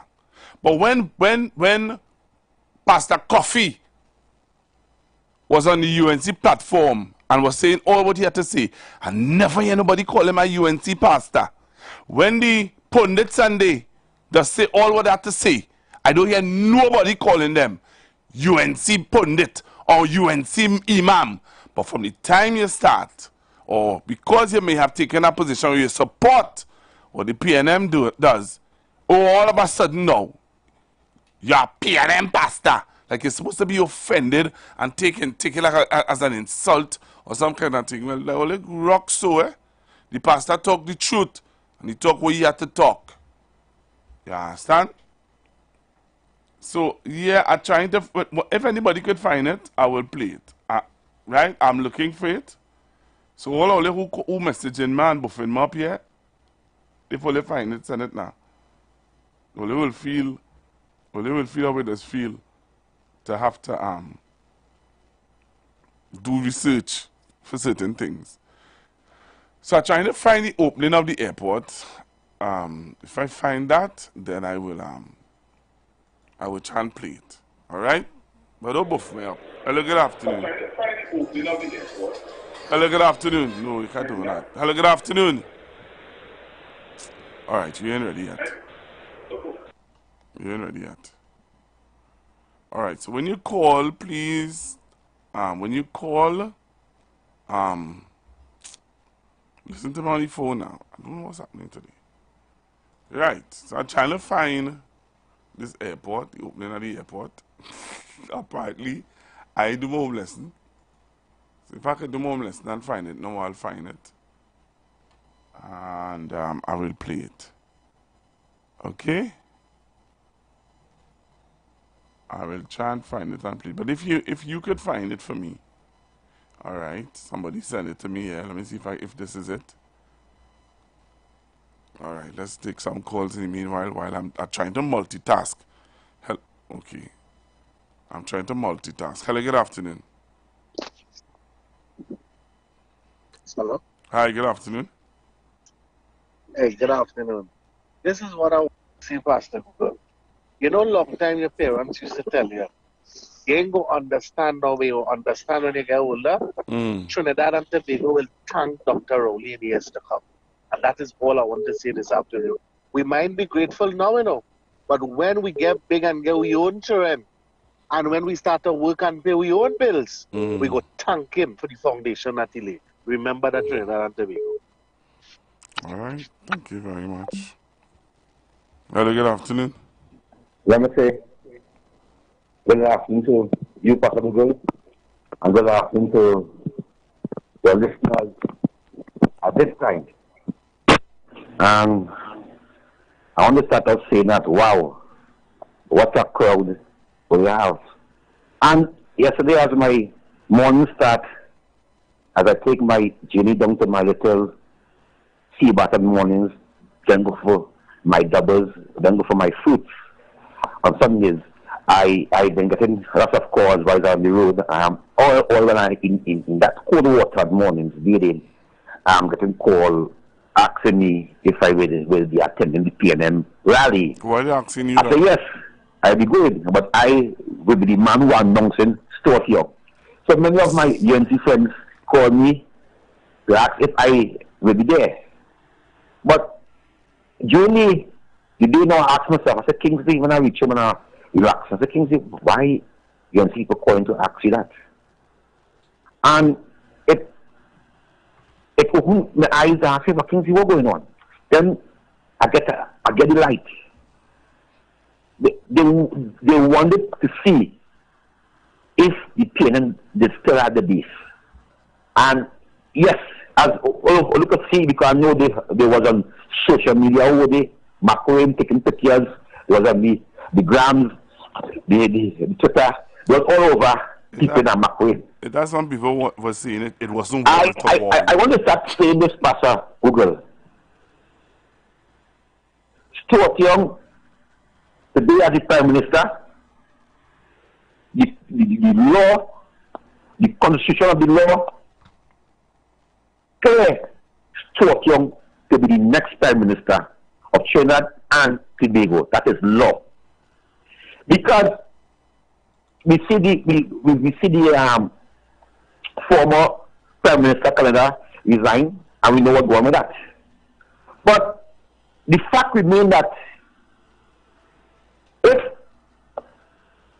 one of the leader of the government say, I'm not going to be the Prime Minister again, and somebody step up and say, I am going to be the Prime Minister, because Google, the fact remains that if the opposition go in Parliament to deal with that, she's going to lose, because the government has the majority to appoint anybody at the PNM side who just find fit as lawyer. So I want to see it, because if Kamala is mad and go to court, she's going to lose it. She's going to lose it. She's going to lose it because she's a senior counsel and she knows better than that. But you see the ones of them who do have common sense, I won't call them dunce because they're bright. They're very bright. See one of them who do have common sense and understanding, and that's emotional because they want Rowley to go. You can spit anything in your face and overtake it. Because Kamala is misleading the people by telling the people that Stoughton cannot swear in as a Prime Minister. Where is the evidence of that? Where is the evidence that Stoughton cannot swear in as a Prime Minister? Show me the clause, show me the law. Because we all know, no matter if the UNC win, the members of her side must sign to the Speaker and the President saying how they want Kamala to be the Prime Minister. Because it is there. I want to come and tell you about it is there for everyone to see and to know the law. Bring it home, Kingsley. Bring it home. Pastor Google, what catch me yesterday also that the Prime Minister say, but ex-Prime Minister, Dr. Rowley, said that my government so bad. I so bad. And in 9.5 years, the opposition leader never bring a no confidence motion against me and my government. It's a lot of things.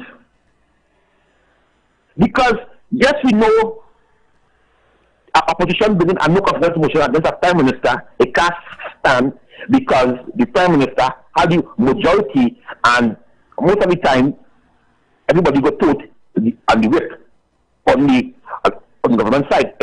It will be like Granger and what happened in Guyana, right? So, what the no confidence motion is to expose the government, is to do your research, and your 18 MPs expose the government, what they're doing, to ask questions to make sure that they could answer, because they were the law governing the politicians to answer the questions for the people to hear on the outside. You telling me I'm no layman understanding what I'm saying here? The layman understand what I'm saying. You telling me after 9.5 years, you did not bring a no confidence motion against the government? Every Monday morning, I can remember Dr. Rowley used to do a no confidence motion against Kamala Posabisla. No matter you know, you cannot win shit. But he used to bring to expose the government. So I insist what I'm doing no wrong. The president ain't do no wrong. Dr. Rowley ain't do no wrong because he's still a member of parliament. I do not know what will go on as the political leader of the party. But I know as the Prime Minister, the members of parliament give the vote wherever they vote, and when they go in parliament, everybody go vote for something. So it dies that fast. Next thing too, the UNC studying about Kingsley, the cabinet, you're taking too long. But no matter if they put Colonel Robinson as the minister, as the Attorney General, the government still in power. If they move Stuart Young, if they move Fisher Hines, and they put somebody else as the minister of national security, the government still in power. The UNC campaigning was fast. And most of all, as I read now, Kamala Prasad Bisasa joined up with the enemies to war Kingsley. They want to put her on notice.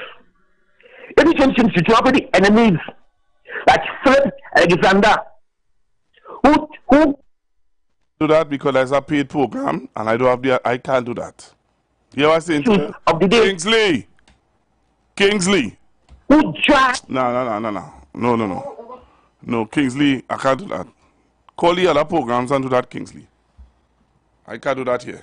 No, I can't do that here. Call the other programs and do that. Hello, good afternoon. Hey, Pastor Luger. Yes, sir. Good afternoon. I was looking for you, but the crowd was so massive. I saw your wife there. Yes. She told me. And also, I think I had claims at Kimsey down by Laventille Redam section, on the western side, going to the Red House. Yeah, I think so. But the crowd was so massive now, I was at a little distance when they was beaten. Also, Pastor Google, there's a clip there in the opening airport which Diane had that was holding on to the Prime Minister and crying. What? Yes. She came up to him and she cried and thanking him for the airport. And Never. Look in the chat, people asking about Diane Haddad. Which part that was? Where that was? That was Saturday in the opening. Yeah, but what part of the opening? I think that was after Martin George. It was after Martin George. When Martin George talked about your first impression is always important to attract tourism, like the airport will attract people to come in. Right. And Dr. Rowley agree with him and pick him up and say, yes, Martin, I could agree with that because your first impression always important. Right, so when Martin George finished speaking, yes, so you're saying to me that there's a video of Look, I'll just say that when they started to tour the airport. Oh, it's when they touring it, but then it's after Martin George. It's quite down to the ending then. Yes. When they touring, she come up to him and hold him and start to cry and thank him for the airport, I think. Oh, let's see, yes. I gotta look for that. That lady had nothing good to say. That lady had nothing good to say about Dr. Rowley. But one thing I have to say, people thank Dr. Rowley now for the job he has done. You know why? He have corrupted. There's nothing they could blame on him and damage his character this today, Pastor Google. You see the song that Adrian Duncan sing? Aaron Duncan. When you have character, nobody could damage your name. And Dr. Rowley has stepped out of office with his name and his family intact. Okay? All right. Have a blessed day. Okay. Young all the way. Thank you very much. Let's go on here, Martin George. Let's hear Martin George.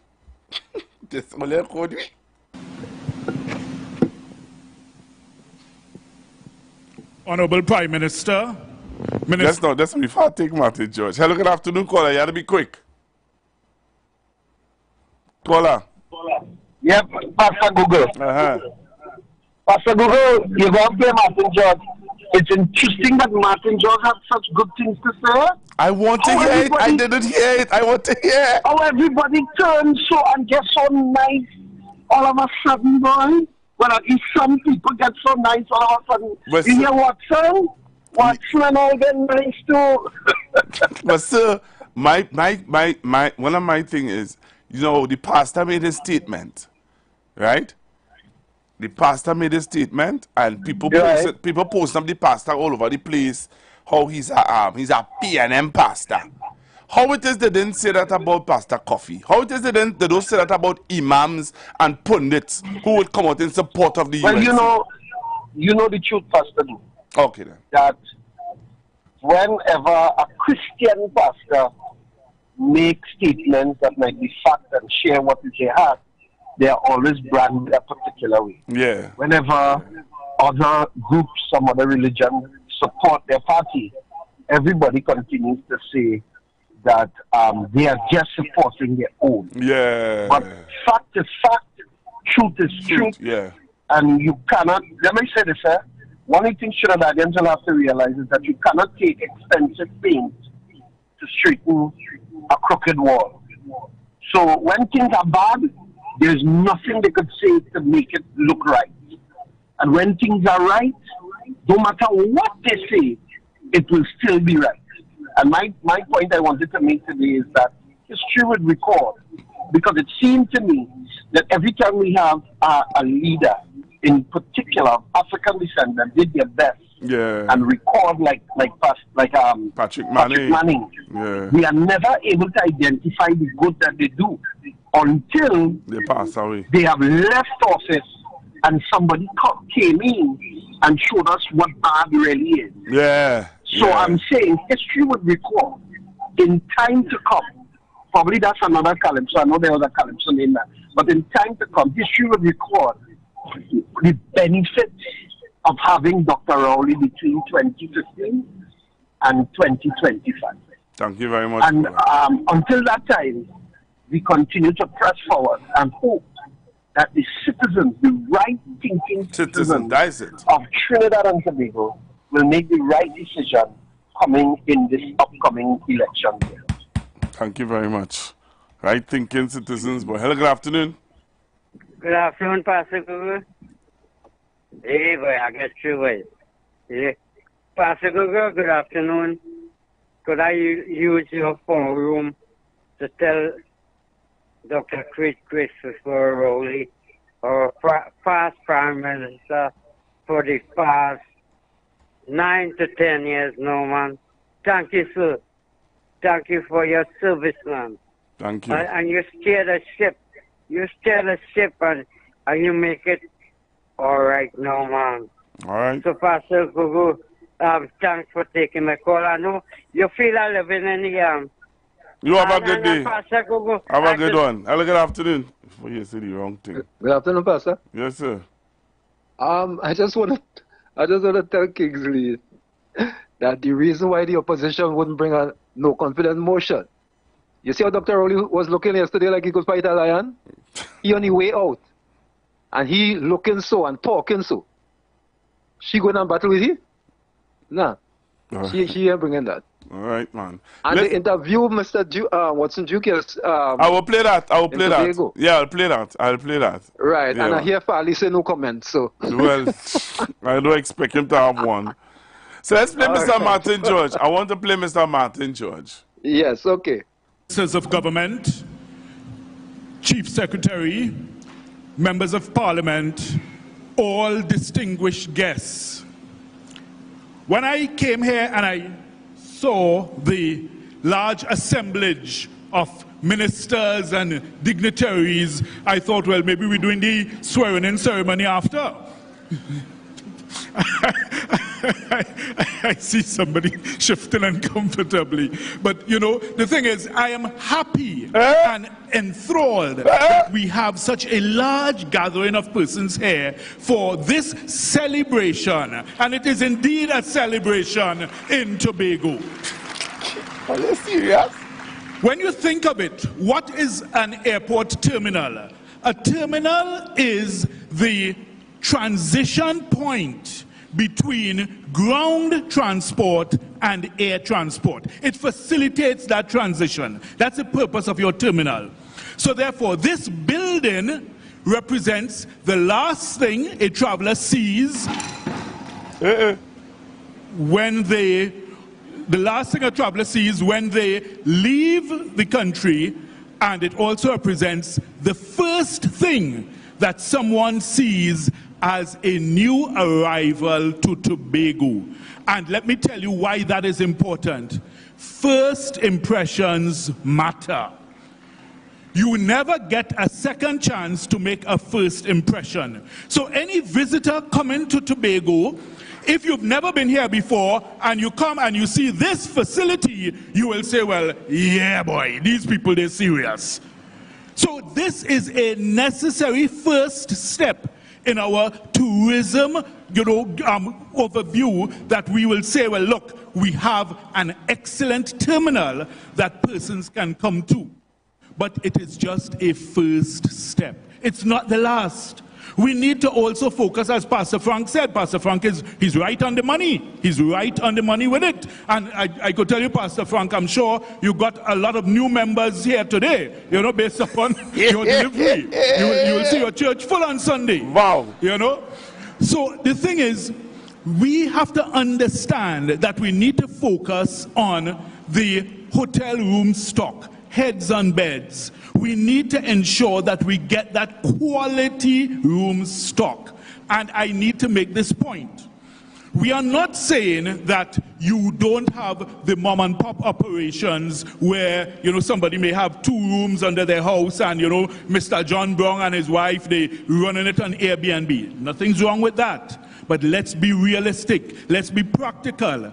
That cannot bring in major airlines. Virgin Airlines is not going to come to Tobago because Mr. John Brown has 2 apartments below his house. We need to ensure we have the large brand name hotels which will bring the airlines. Let's be realistic.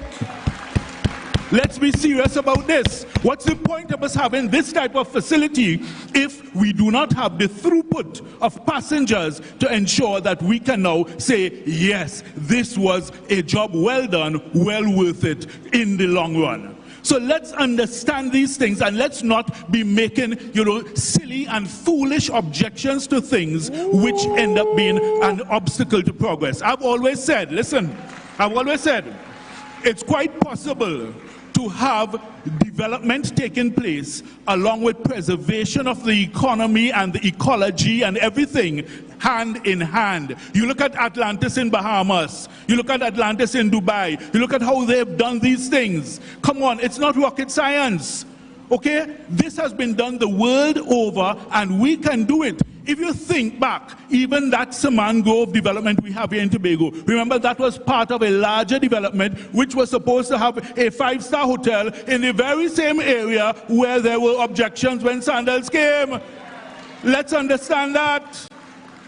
All the drawings, I've seen all the drawings. Nobody objected then. So we have to understand that, look, even though we preserve our ecology, we preserve our ecosystem, we can still have development in a meaningfully sustainable way that we still ensure that the environment is not harmed or damaged in the process.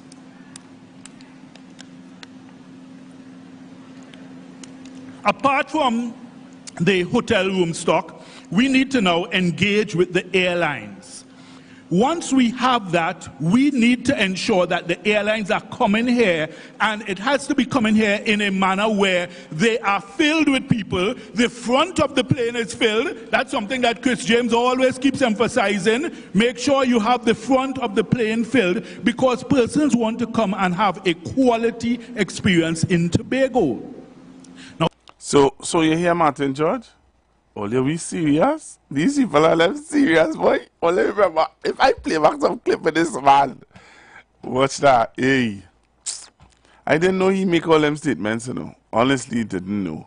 But actually, I did find a video with what's the lady name? Take a look at this, Olio. Take a look at this. So the viewers and they are right. I didn't even, well, you see, I didn't watch all of this, But take a look at this.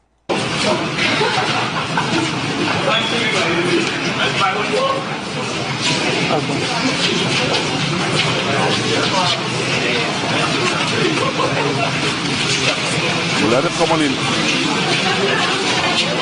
come on in live and see this, Watch, look, the lady really come and hold him and through the lady in polka dot. Thank you.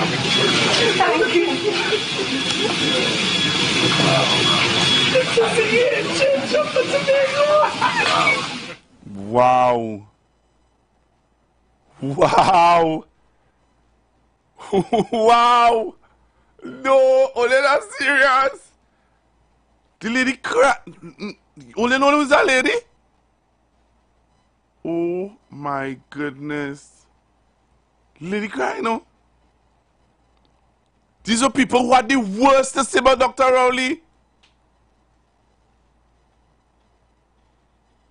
Olio, I need to go and get some water. Ah! Look, the lady crying. Well, I watch my partner, he's slapping it back there. Like he is shocked. What's that? No, I shouldn't be laughing. I shouldn't be laughing, right? I know I shouldn't be laughing. I apologize. But no, only be serious, you know.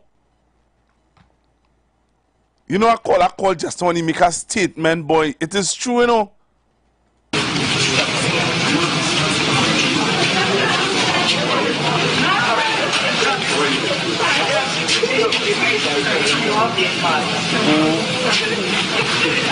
Watch the lady crying. Thank you.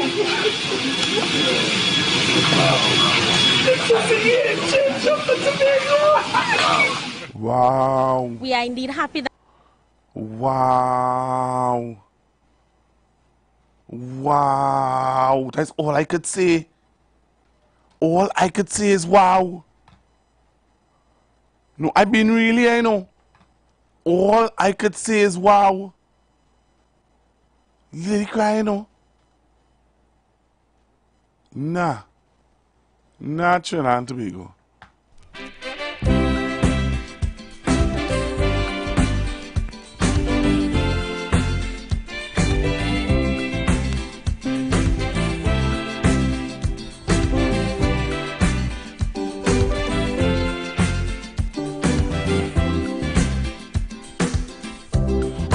Strive to be happy.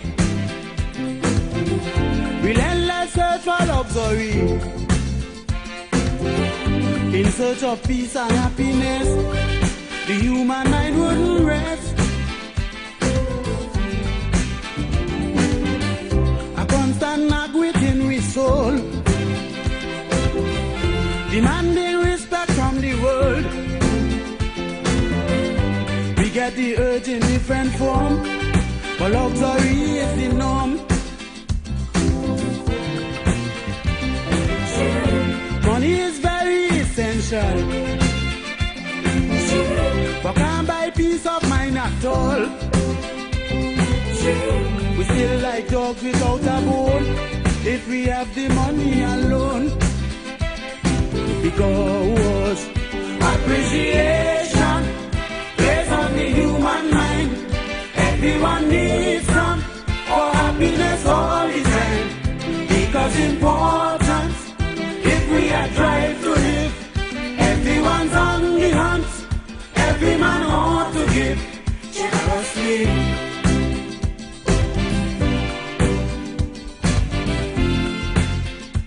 Of the Tobago House of Assembly joining the second tour. Now, ladies and gentlemen, refreshments are available, which will be at the back left side, on my back left side, and your back right side. But note that the ushers will take you systematically to the refreshments area. And please note,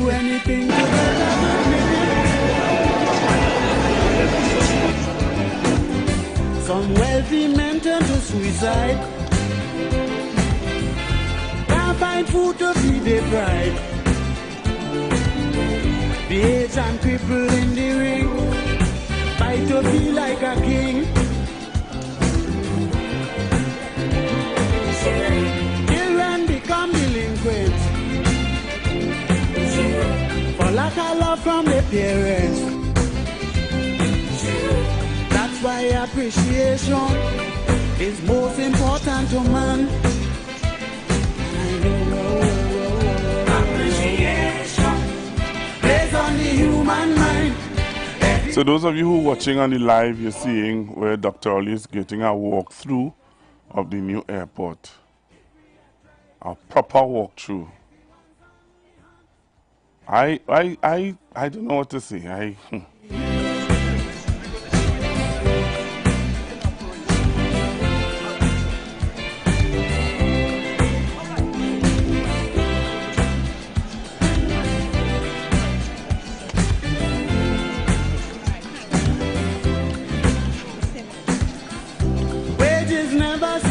nation. Too bad industrial relations. Employees will gladly draw their pay. So I'm showing you all, and so those of you who are viewing on YouTube, let me say good afternoon to all of you who jump on and being a part of it.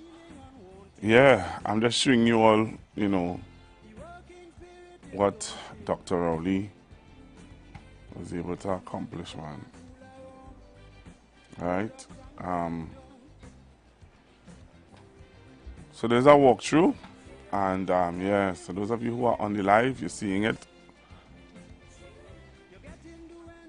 You walk through brand new hospital and brand new airport in Tobago. So the song says appreciation. I'm going for a break. When I come back at 3 o'clock, I'm finishing at 4. Coming right back. Don't touch it live. Owners, are you looking to reach a vast audience and boost your brand's visibility? Then look no further. The Street 919 FM is here to help you shine. With over 170,000 followers on our social media platforms, our radio station is the perfect platform to showcase your products and services. Join us and let your message be heard by thousands of eager listeners. Contact us now to learn more about our affordable advertising packages. Don't miss out on this incredible opportunity to connect with your target audience. Advertise with the Street 919 FM today. For more information, call 399-5959, 384-2232, or 378-1470.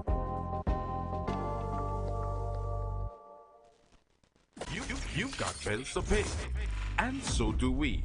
Let's go pay some bills on the Street 919 FM.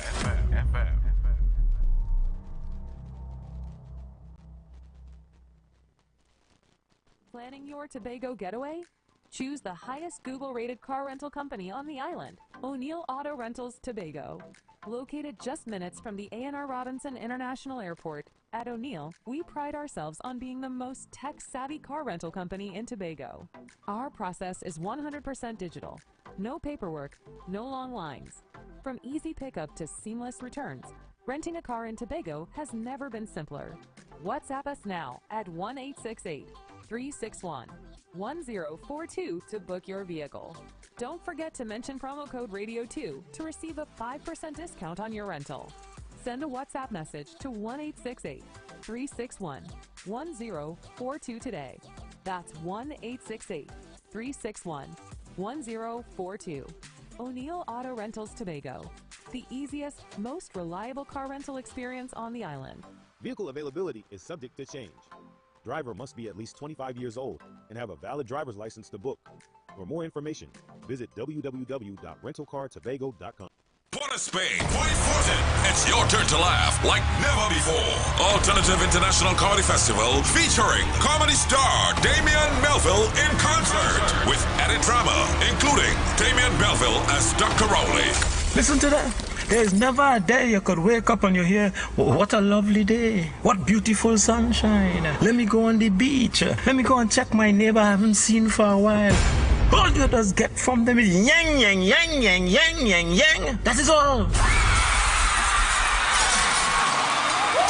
Coming to Winifred Atwell Auditorium, Queens Hall, Saturday, March 22nd, and Mahaika Oval Sporting Complex, Point Fortin, Saturday, March 29th. Both shows, 7 p.m. Get tickets today and save a fantastic $50 while stock lasts at islandingtickets.com. Cache, Sport of Spain, Gulf City Mall, Trin City Mall, Michelle's Arima, Passade the Food King, and Food Fantasy, Point Fortin, Valini's, San Fernando, Crosby, St. James, Extra Food Supermarkets, nationwide. For more info, call Alternative Festival Hotline at 774-5555. The presence of oxygen is absolutely the absence of disease. Most chronic diseases that plague us are not happening to us, but it's happening within us. We're literally eating ourselves to death, which means we're not living longer, we're dying longer. Join fitness expert Aloy Johnson, the founder of the healthiest corner on earth, located at number 92 East Drive, Chamfleur, every Wednesday from 8 a.m. to 9 a.m. live on The Street 919 FM, where he shows you that healing the body's temple is easier than anyone would have led you to believe.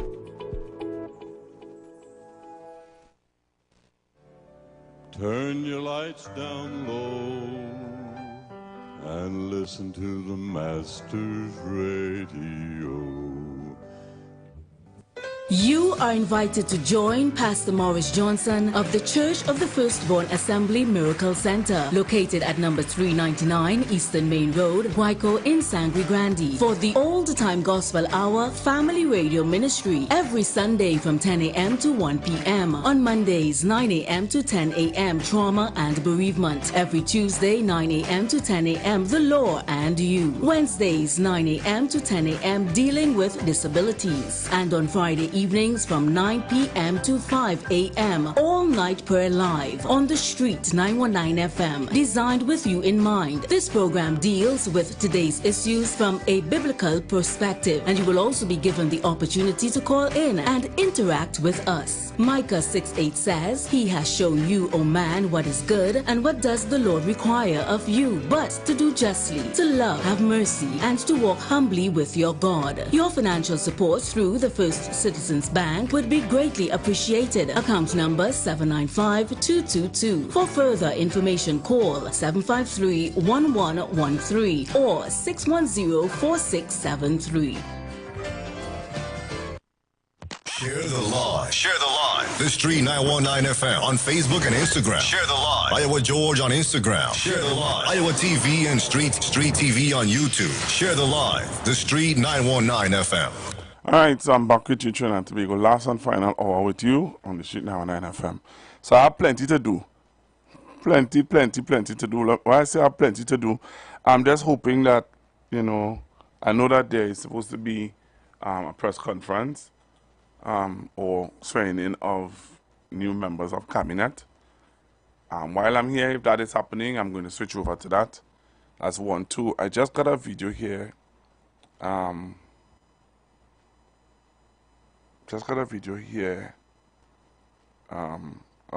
We are preparing for the official swearing in of cabinet ministers under the Prime Minister Stuart Young SC. We take a moment to reflect on the last week final cabinet sitting with the former Prime Minister Dr. Keith Christopher Rowley. So let me show you this video. I want to show you this video. Those of you who didn't see it, or those of you who are outside of Trinidad and Tobago and you didn't get to see it, or those of you who didn't listen. Some of you didn't listen. I know some of you did not listen. So let me show you this video. Take a listen to this. Eat your heart out. For me to invite Her Excellency to administer the oath of office.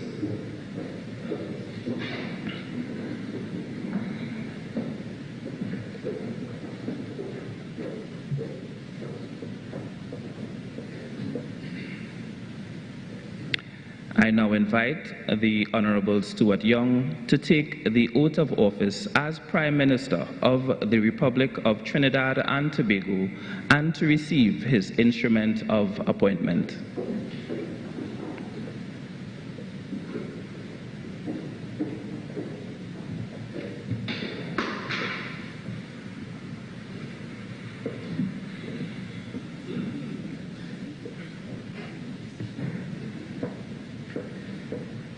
I, Stuart Richard Young, do swear by Almighty God that I will bear true faith and allegiance to Trinidad and Tobago and will uphold the Constitution and the law, that I will conscientiously and impartially and to the best of my ability discharge my duties as Prime Minister and do right to all manner of people without fear or favor, affection or ill will.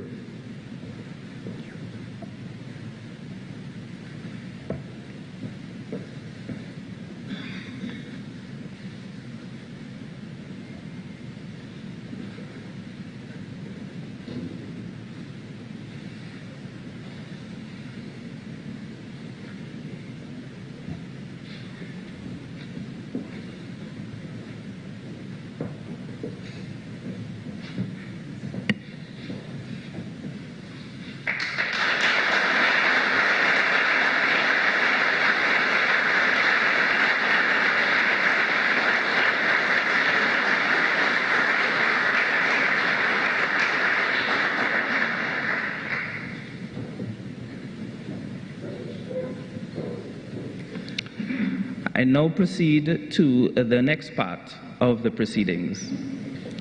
Section 77(3) of the Constitution of the Republic of Trinidad and Tobago states as follows: a minister other than the Prime Minister shall vacate his office when a person is appointed or reappointed as Prime Minister.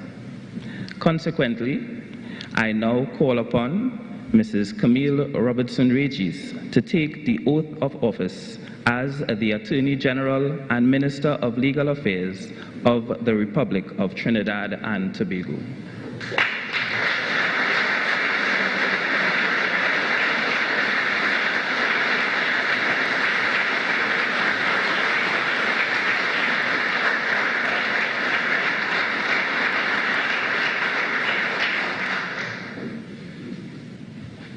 I, Camille Rosemary Robinson-Regis, do swear by Almighty God that I will bear true faith and allegiance to Trinidad and Tobago and will uphold the Constitution and the law, that I will conscientiously, impartially, and to the best of my ability discharge my duties as Attorney General and Minister of Legal Affairs, and do right to all manner of people without fear or favor, affection or ill will.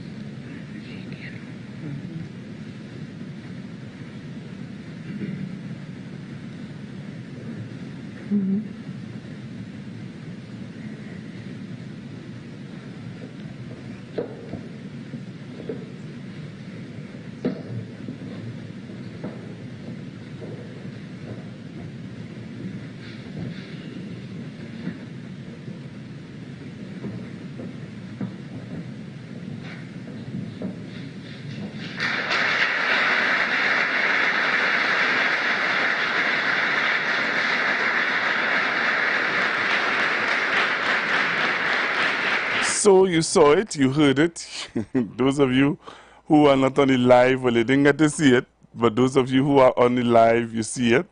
So Ms. Regis is now the new AG for Trinidad and Tobago. She is our new AG. Huh? Miss Regis, good afternoon to you. Right? Good afternoon to you, Ms. Regis. Thank you very, very much for your services that you have done for Trinidad and Tobago. All that you have done for Trinidad and Tobago. Appreciate. So Yana, I want to say something, but I don't want to say it. I want to play it. All right. So before I allow the Prime Minister to say what he said at the swearing in, you know, I see a caller calling in here. Who's this? Hello, good afternoon. Go, Rowley, go. Yeah. That's what I'm telling you. While you singing that, Miss Haddad crying though, in appreciation for what he did for Tobago by building an airport. While you singing, Go, Rowley, go. Yeah. Miss Haddad crying, though. Tobago people happy, though, that they get the airport. Hello, good afternoon. Good afternoon, Pastor Goga.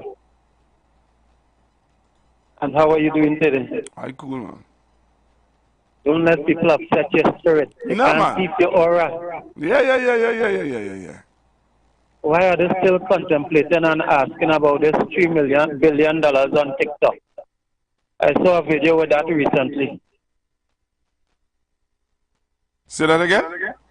I saw a video where this gentleman is saying, why doesn't the PM and Ember answer questions with respect to $3 billion that's still missing and the Auditor General have a month before the court? So, I mean, what's wrong with people? Why are we so blind? There are some people who choose to be so. And it's because of hate. Unnecessary hate. Yeah, but when you divide the country and you try to rule, you will always find people who will not like you. But you know, you're saying that, right? And you remember one of the persons who would have resigned, or who, not he didn't resign, but who would have stepped away from the party, said that, you know, just what you're saying there is the exact thing he is worried about. I know who you're talking about, so go on, we won't call him. Yeah, he said that. He said that. He said, you know, this is one of my real concern. Is that when you divide the country, what it is you're really saying? Well, you know, we have to look at the dancehall artists like Kalanji, who said to divide and rule is their only plan. Right. But what I wonder is, why should we, Trinidad and Tobago, accept a transgender in the Honorable House of Parliament? Is that what we're telling our children they could be? And that is what, and for me and others, you see, if I talk about it, because I is a PNM pastor, pushing hate. That was very much.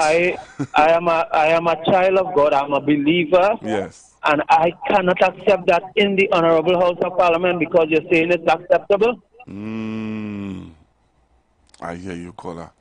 Thank you very much. And he's not just a transgender, he's married to the man. Oh, Lord. Thank you. Times. Kamla Sushila Prasad Bisesa. Isn't that a beautiful name? What problem you have with my name? What's wrong with my name? Yeah, Camille. At least I have a name for my ancestors. Where you got yours from? Your name is that of a slave master. So no, Sushila. You didn't have to insult me so, Sushila. Tell me why, Sushila. You couldn't let sleeping dogs just lie, Sushila. Sad Bisesa. Isn't that a beautiful name? What problem you have with my name? What's wrong with my name? Yeah, Camille. At least I have a name for my ancestors. Where you got yours from? Your name is that of a slave master. So no, Sushila. You didn't have to insult me so, Sushila. Tell me why, Sushila. You couldn't let sleeping dogs just lie, Sushila. A rose by any name will smell as sweet, but not when the name Sushila. Camille start to beat at the brunt of the childish job. Well, she took offense. Let go a load of gobar in her mock defense. She said, my name is my ancestors. Yours come from a slave master. That is what the good lady had to say. So many years since Shahaji by, she kissed race relations goodbye. Fling we history back in a vicious way. So tell me now why you stoop so low, Sushila. Why the hell you insult me so, Sushila? Try to cast me in the hole of shame, Sushila. How we have we slave master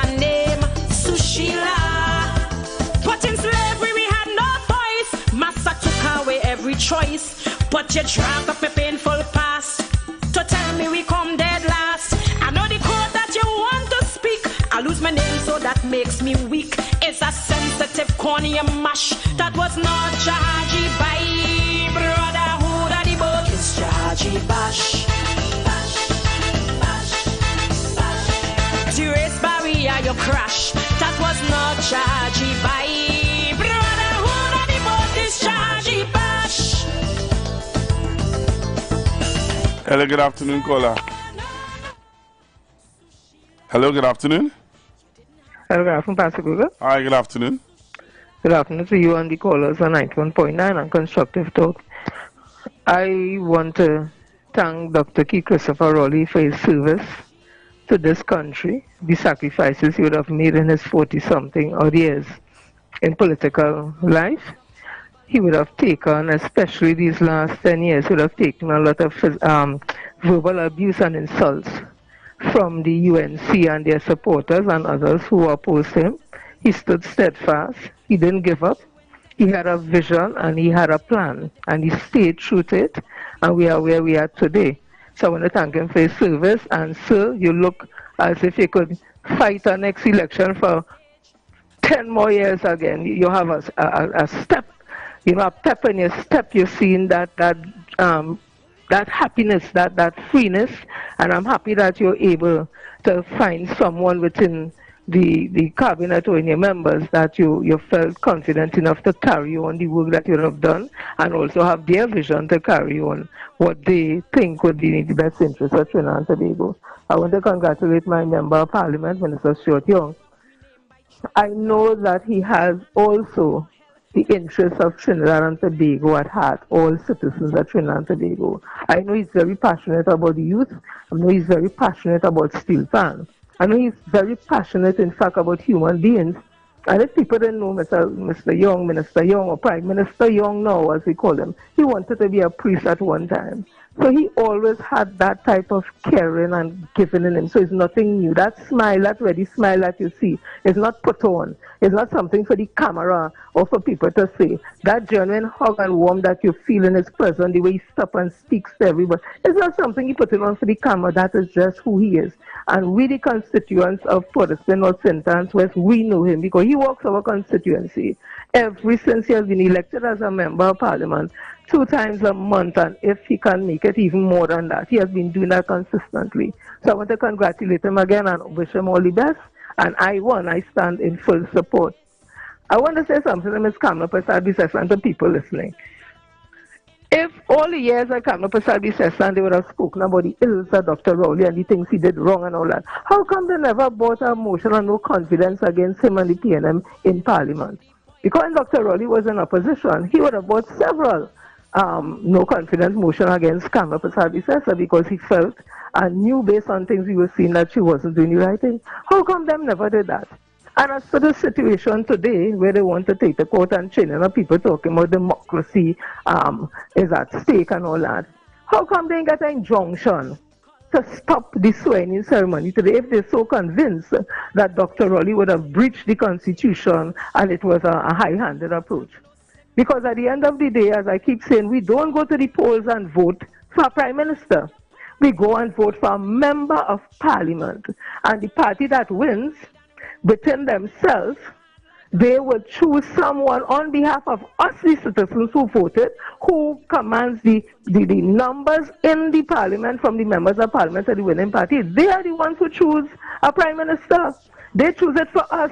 So it's really them that choose our Prime Minister, not us. We just choose members of Parliament, and they are the ones, when they're in Parliament, so they have the most majority, they will choose somebody that they feel is the one to carry it on. So this continuous conversation about democracy and the Constitution was breach and technicality non-exists. And that is a red herring they train out there, and people get caught up with, oh, we didn't get to vote for our Prime Minister. We do not vote for our Prime Minister. I've never seen that on the ballot paper. So I just wanted to put that there. And again, I am excited to see how we're going forward from here.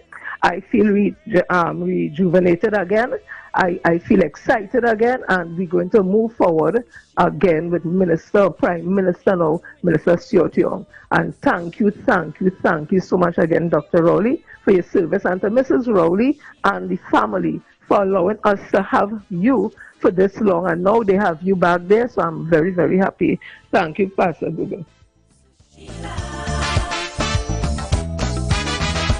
Hello, good afternoon, caller. Yeah, good afternoon, Pastor Google. The UNC has been telling me, yes, now how the PNM so bad, and the PNM this, and the PNM do nothing for the country, and all kind of things, and the PNM what's me? So why the PNM do have to join up with nobody, and them have to join up with people to try and win an election? And the PNM so bad. I just ask myself that, you know. I wonder if that change, I just ask myself that.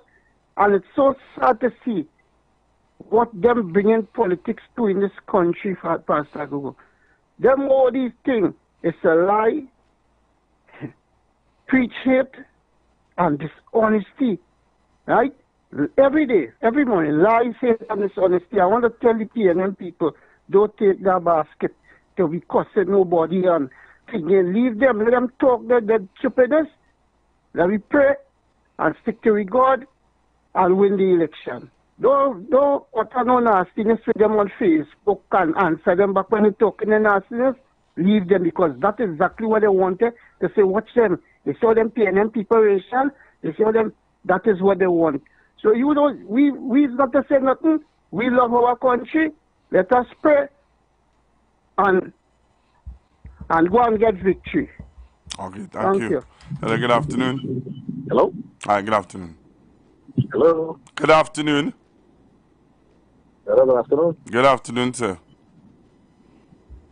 Hello, good afternoon. Hello, good afternoon, Pastor. Yes, sir. Good afternoon, Pastor.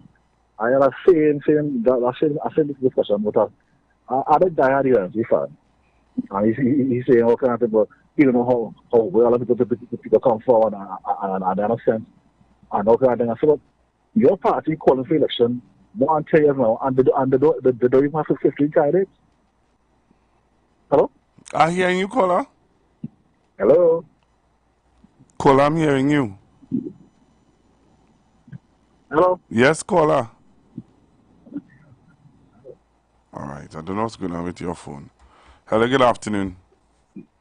Good afternoon, sir. Good afternoon. How are you? I'm okay.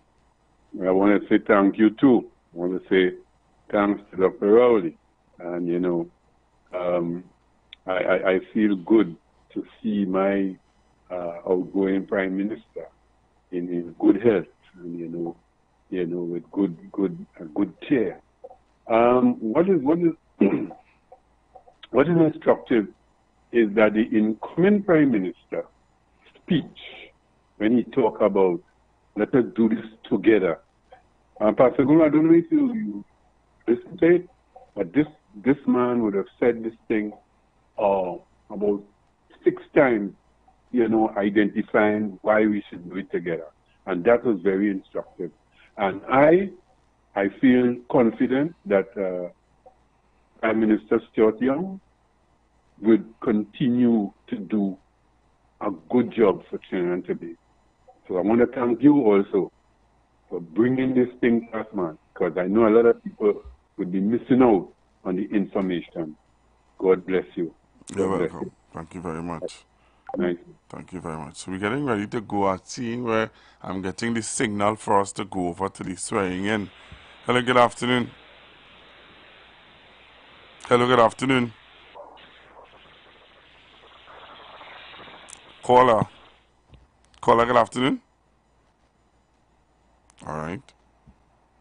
Hello, good afternoon.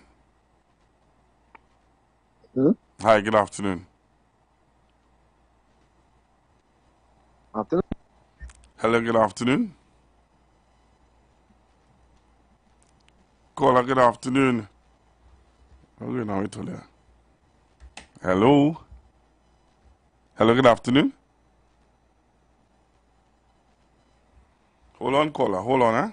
I don't know what's happening here. All of a sudden. Let me see what's going on here now. Hold on, caller. Hello, good afternoon. Good afternoon to you, Pastor Google. You hearing Good me? afternoon, yes. All right. Okay. Good afternoon, everyone. And I'm just sending blessing to Mr. Stuart Young and his team. And, you know, hope they would do well. Well, not I hope they will do well. I know they will do well. And I'm just asking God to bless them and bless this country and have it to continue to prosper.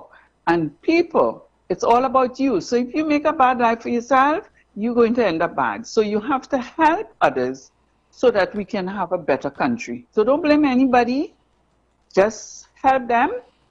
Don't kill each other. Don't rob each other. Don't jealous each other.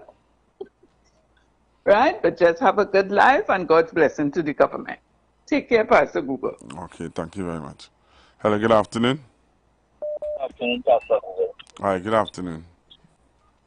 Pastor, yesterday I really enjoyed myself. And I thank Dr. Rowley, our former Prime Minister, for all that he has done. I can't say it better than Jen. Every sentiment, everything that Jenny said, it was my sentiment. It was so sick. So I just seen a flash, right? So Pastor Google, you know, I sat in that crowd yesterday, and we think young people shook it. Two youth men was listening attentively. And Pastor Google, they knew exactly everything that was going on. They picking the words out of Dr. Rowley more time. I watch Dr. Rowley speaking and I watching them. And these fellas understand exactly, these young people understand exactly what's going on in the state of the country. And I was so proud. I was so elated, so happy to see that you know, people will watch at youth and think that they didn't understand, but they understood well. They understood well. And I thank God for that. You understand? We are in good hands. And Prime Minister Stuart Young, I wish you all the best. I'm happy with the PNM, so everything will go good. You understand? So, Pastor Gould, I love to understand. All right, thank you very much. Hello, good afternoon. Good afternoon to you, Pastor Google. Good afternoon, callers, listeners, 919 Constructive Talk on this Monday afternoon. First of all, let me take this opportunity to congratulate our new and 8th Prime Minister of the Republic of Trinidad and Tobago, the Honorable Stuart Young. And I know he is going to do an exceptional job during his tenure. Right? I also want to congratulate the Honorable Camille Robinson Regis, who would have assumed the new portfolio of Attorney General. Right? Because you know, people out there now trying to study the minister's the minister's name, saying how she don't know maths and she this and what they she did, and you would expect that from people. But I know that Honorable Camille Robinson Regis is going to do an exceptional job, and she's going to deal with them in Parliament relative to bills and laws for the people of Trinidad and Tobago. Yeah, I would have seen Pastor Google a video circulating on social media that the opposition said frankly that she was not going to attend the swearing-in ceremony of the Prime Minister, which I think is utmost disgrace to the political history of this country. Despite your grievance and your disheartening or dislike, I think for the betterment of the citizens of this country, oh, I forgot, you don't study country, you study in party. Otherwise, go to hell with the country. Right? So that alone goes to show that you're not for the interest of the people rather than the party. Hello? Oh, it starts. All right here, you know. All right here. I just realized I get the cue that it start. All right. When we go. All right, I'm gonna log on to it now. So we go talk. You gonna log on too? I'm gonna log on to see my new cabinet. All right. Okay then. We talking to so. You talking to so. Yeah. You can decide yourself. Later, Google. Later. Hello, good afternoon. Good afternoon, Pastor Google. Good afternoon, sir. Good afternoon. Pastor Google, what the country witnessed today with the swearing-in of the Minister Stuart Young as a new Prime Minister is the smoothest transition of power that this country has ever seen outside of a general election. And we should be proud of ourselves. Take a bow, Trinidad and Tobago. The last time we tried to install a prime minister. Don't talk too long, because look this way, right, the cabinet going to start. All right, okay, good. So let me cut it short. It is the most judicious process that we have seen so far in the history of Trinidad and Tobago. Why I say judicious?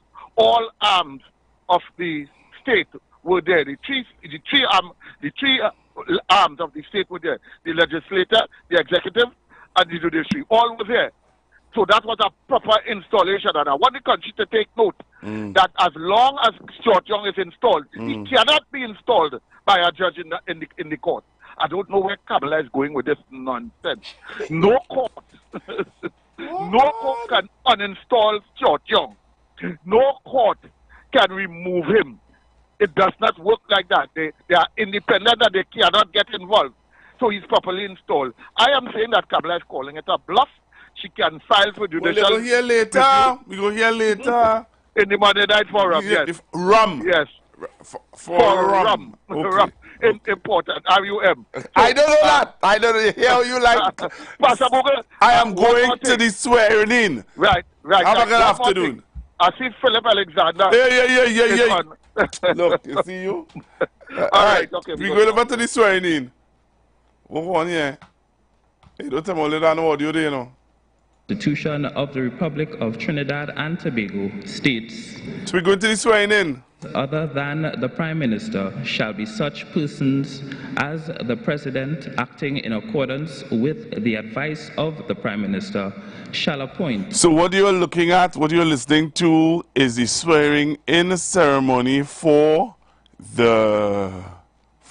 Prime Minister Young new cabinet.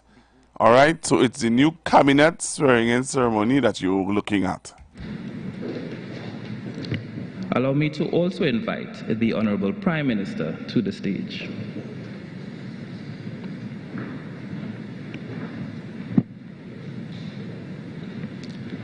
I now invite the following persons to take their oaths of office as ministers. Mr. Kazim Hussein, Minister of Agriculture, Land and Fisheries.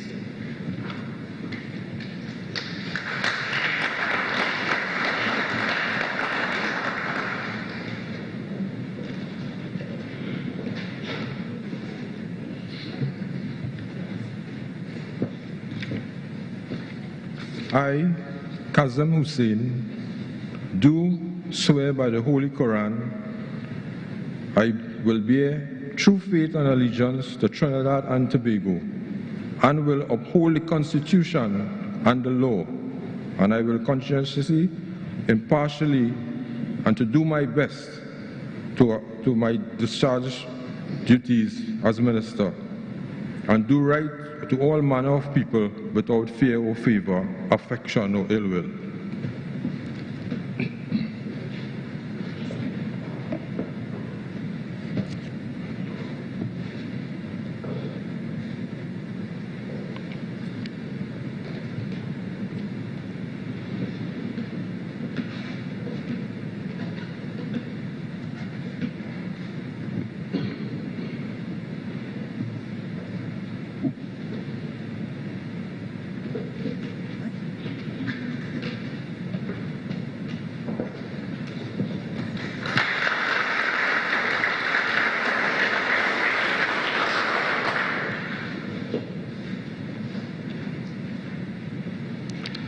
Mr. Avinash Singh, Minister in the Ministry of Agriculture, Land and Fisheries.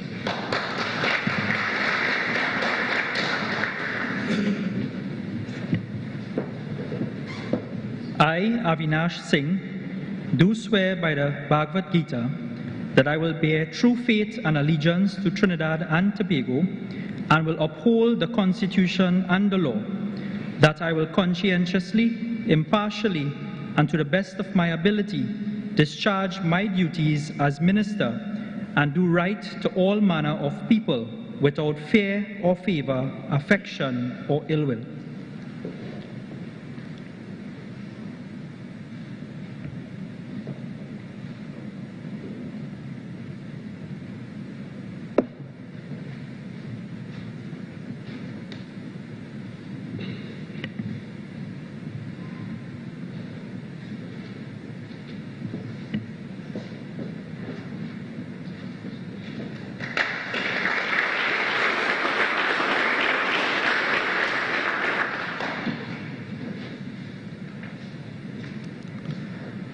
Ms. Renuka Sagram Singh Suklal, Minister in the Office of the Attorney General and Legal Affairs.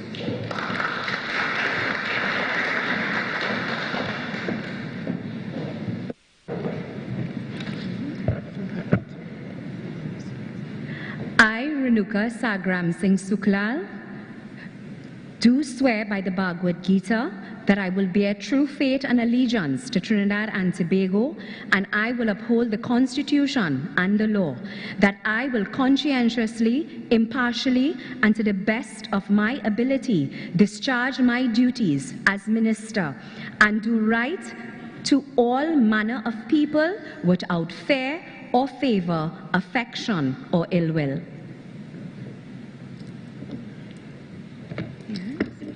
This meal tip is being brought to you by Royal Castle. Our culture, our taste. Lent is here, and the castle is making fasting easy and tasty. Come enjoy any of our 5 delicious fish options, all made with a fresh catch, seasoned local style, and cooked to golden perfection. Try the fish meal. 2 slices of fish with a side. The fish combo. 2 slices of fish, 1 side, and a drink. Maybe the fish sandwich combo of 1 sandwich, a side, and a drink. Want more fish? Well, the Royal Fish Meal is for you. Enjoy a slice of fish, a fish sandwich with a side and a drink. Or maybe you just want our famous fish sandwich. The delicious Lenten specials are hot and waiting for you at your nearest Royal Castle. Thinking of what to have for lunch or dinner? Here's a meal tip from Royal Castle. If you're on the go and want something easy to eat, try Royal Castle's Golden Chicken Nuggets. Enjoy these golden, tender, and tasty bite-size treats of 10 pieces of nuggets, 1 side, and a 16-ounce soft drink with your choice of honey mustard or barbecue sauce. And not forgetting the kids. The Castle has a kids nugget combo 2 of 4 pieces of nuggets, 1 side, and a 16-ounce soft drink, and our nuggets are made with the same delicious local flavors that we're famous for. It's the Royal Castle Golden Chicken Nuggets. Our culture, our taste. In this month, close to 2 billion Muslims worldwide observe Ramadan, their most holy and beloved month, yet most difficult. 30 days of fasting from food and drink and praying build mental fortitude and closeness to Allah. There is a lesson in their sacrifice, discipline, and faith, a motivation to us all to be resilient and look forward to a brighter day. Just as the hunger of Ramadan ends with the joys of Eid, it is our prayer that the power of this holy month inspire humanity to awaken, to remember God, and to make this world a better place. Ramadan Mubarak to our Islamic community and our nation from your Royal Castle. That tip was brought to you by Royal Castle. Our culture, our taste. All right, so we're going back to the swearing in, and there's a new minister, I believe, that is being sworn in. So take a listen. Mr. Hazel Bacchus, Minister of Digital Transformation and Minister in the Ministry of Finance.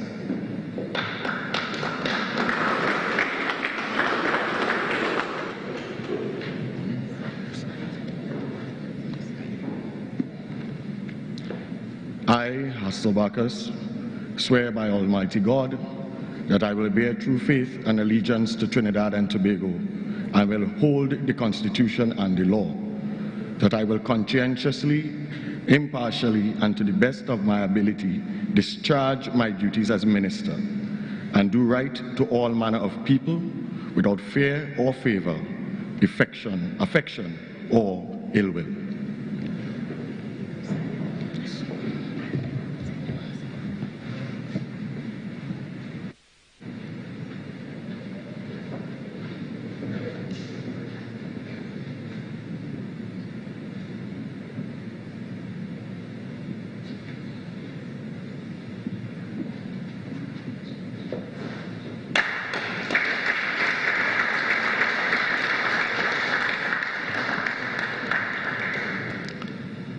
Dr. Nian Gatsby-Dolly, Minister of Education.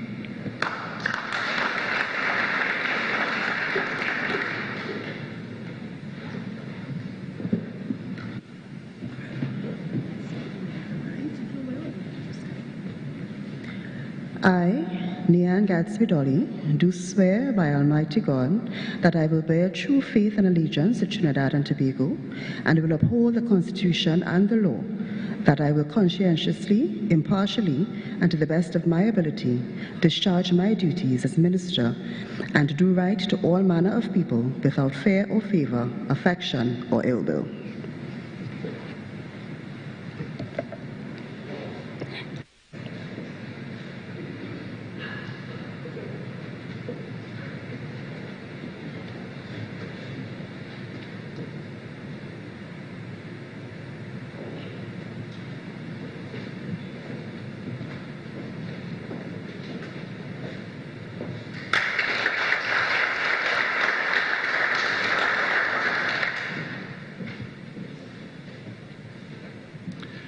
Mr. Vishnu Danpal, Minister of Finance.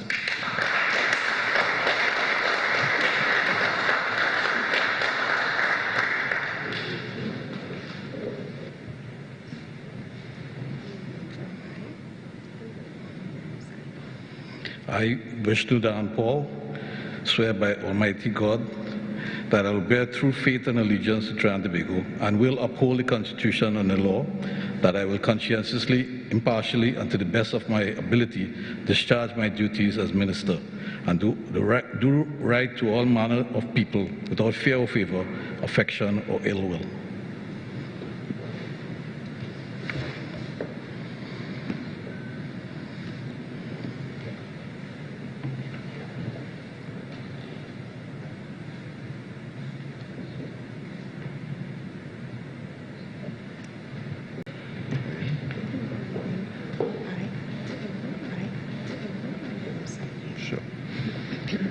I, Brian Manning, do swear by Almighty God that I will bear true faith and allegiance to Trinidad and Tobago and will uphold the Constitution and the law, that I will conscientiously, impartially, and to the best of my ability discharge my duties as minister and do right to all manner of people without fear or favor, affection, or ill will.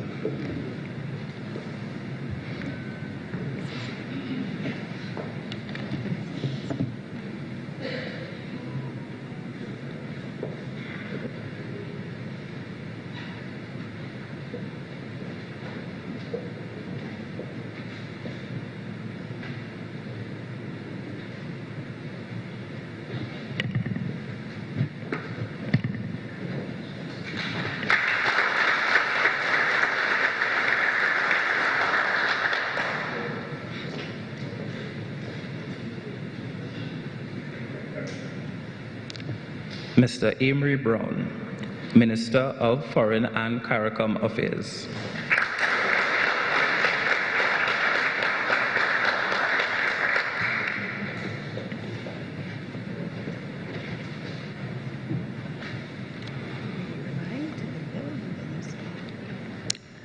I, Amory Brown, do swear by Almighty God that I will bear true faith and allegiance to Trinidad and Tobago and will uphold the Constitution and the law, that I will conscientiously, impartially, and to the best of my ability discharge my duties as minister and do right by all manner of people without fear or favor, affection, or ill will.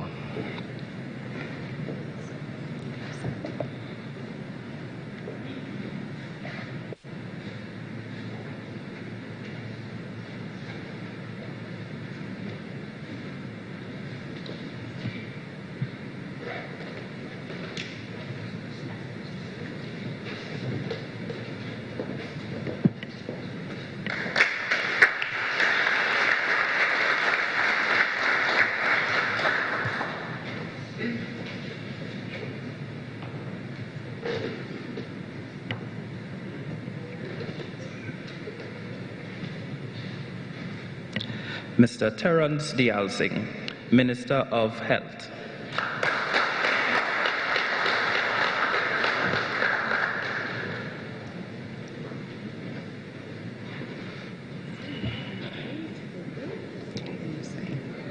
I, Terence Dial Singh, do swear by Almighty God that I will bear true faith and allegiance to Trinidad and Tobago, and will uphold the Constitution and the law, and that I will conscientiously, impartially, and to the best of my ability discharge my duties as minister, and do right to all manner of people without fear or favor, affection or ill will.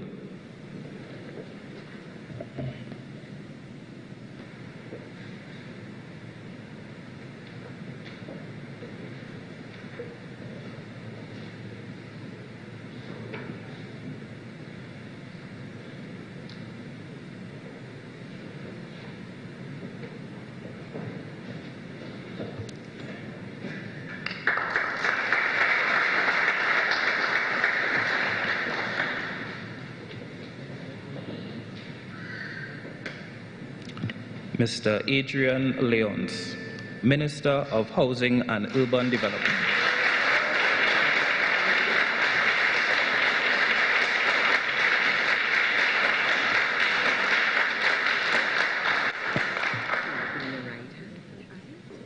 Okay.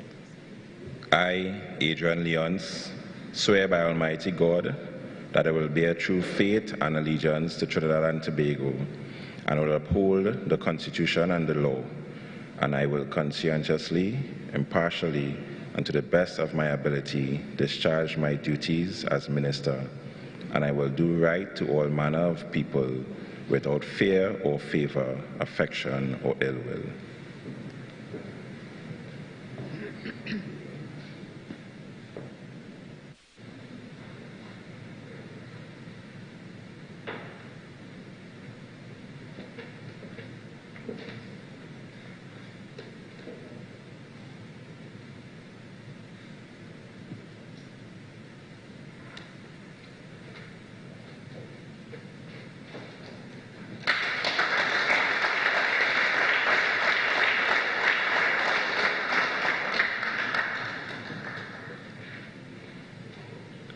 Mr. Stephen McClatchy, Minister of Labour.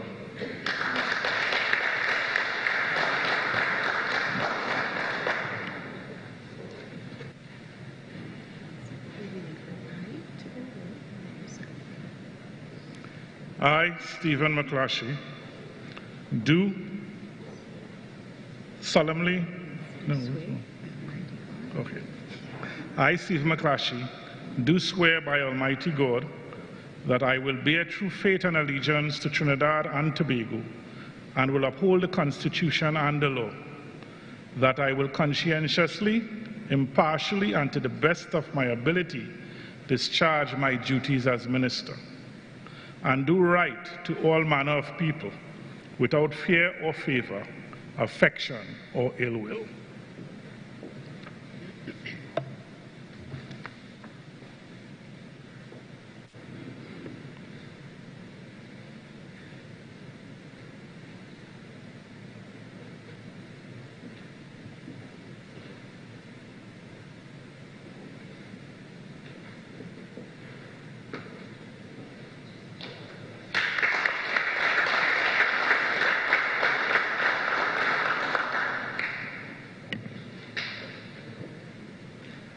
Mr. Marvin Gonzalez, Minister of National Security.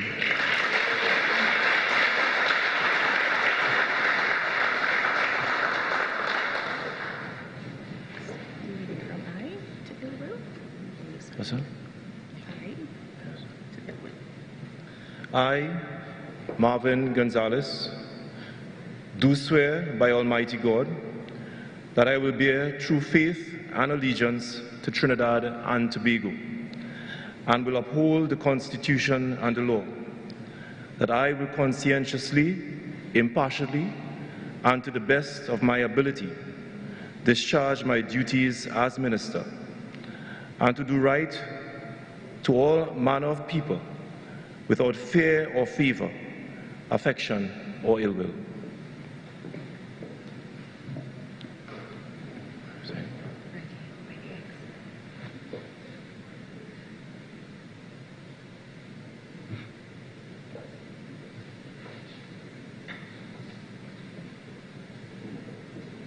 So we're seeing some major changes taking place.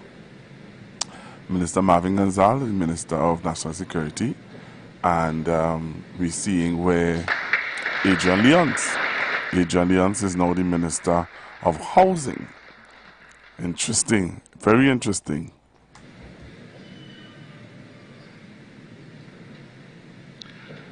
Mr. Keith Scotland, SC, Minister in the Ministry of National Security.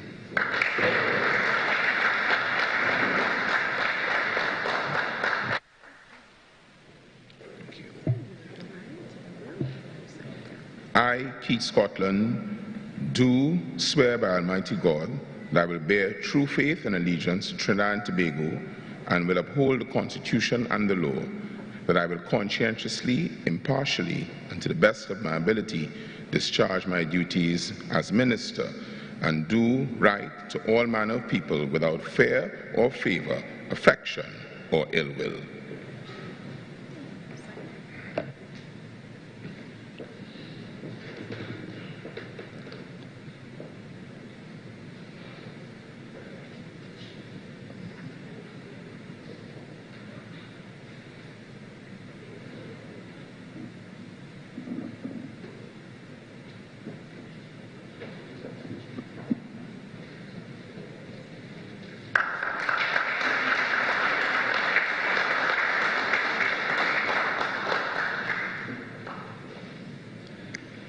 Mr. Fitzgerald Hines, Minister in the Office of the Prime Minister.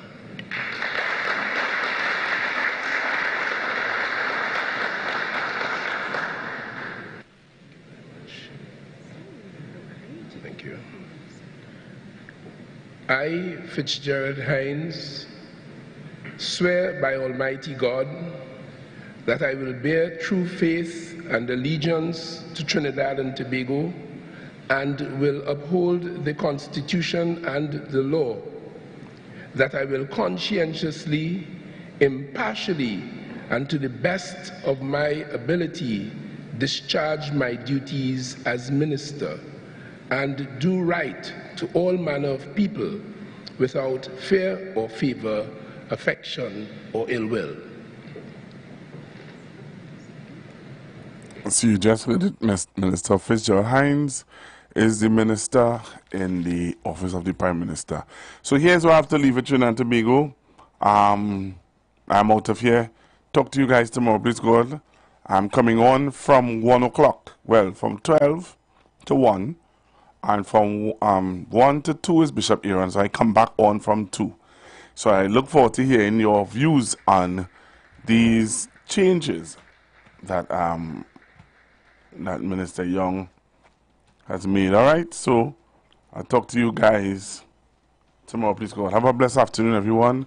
Please be safe and talk to you guys tomorrow, please God. Have a blessed one. Wow, some major changes. I wonder. All right, so we talk again tomorrow, please God. We'll see how this goes. Have a good afternoon, everyone. A great, great afternoon. I'm out of here.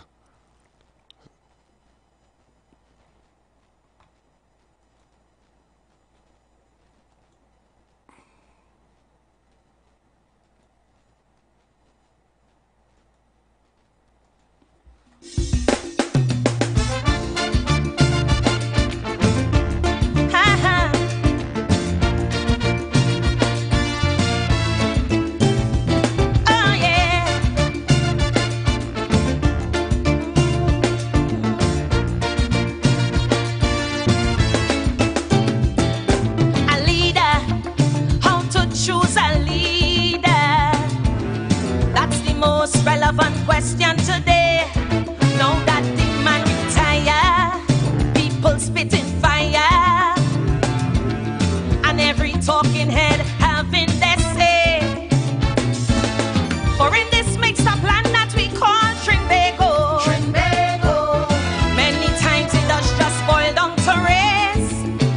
They say that one side like African and the next prefer East Indian, but it's a way of choosing leaders is a disgrace.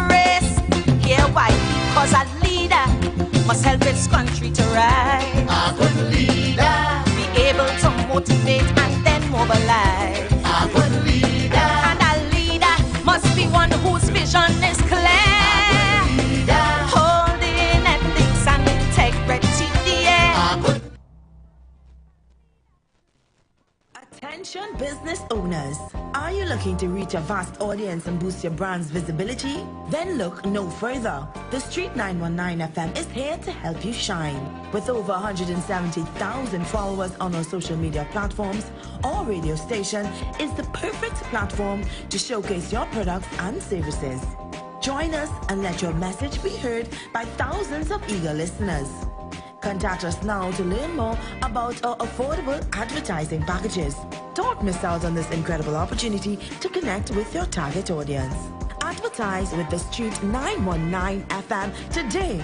For more information, call 399-5959, 384-2232, or 378-1470.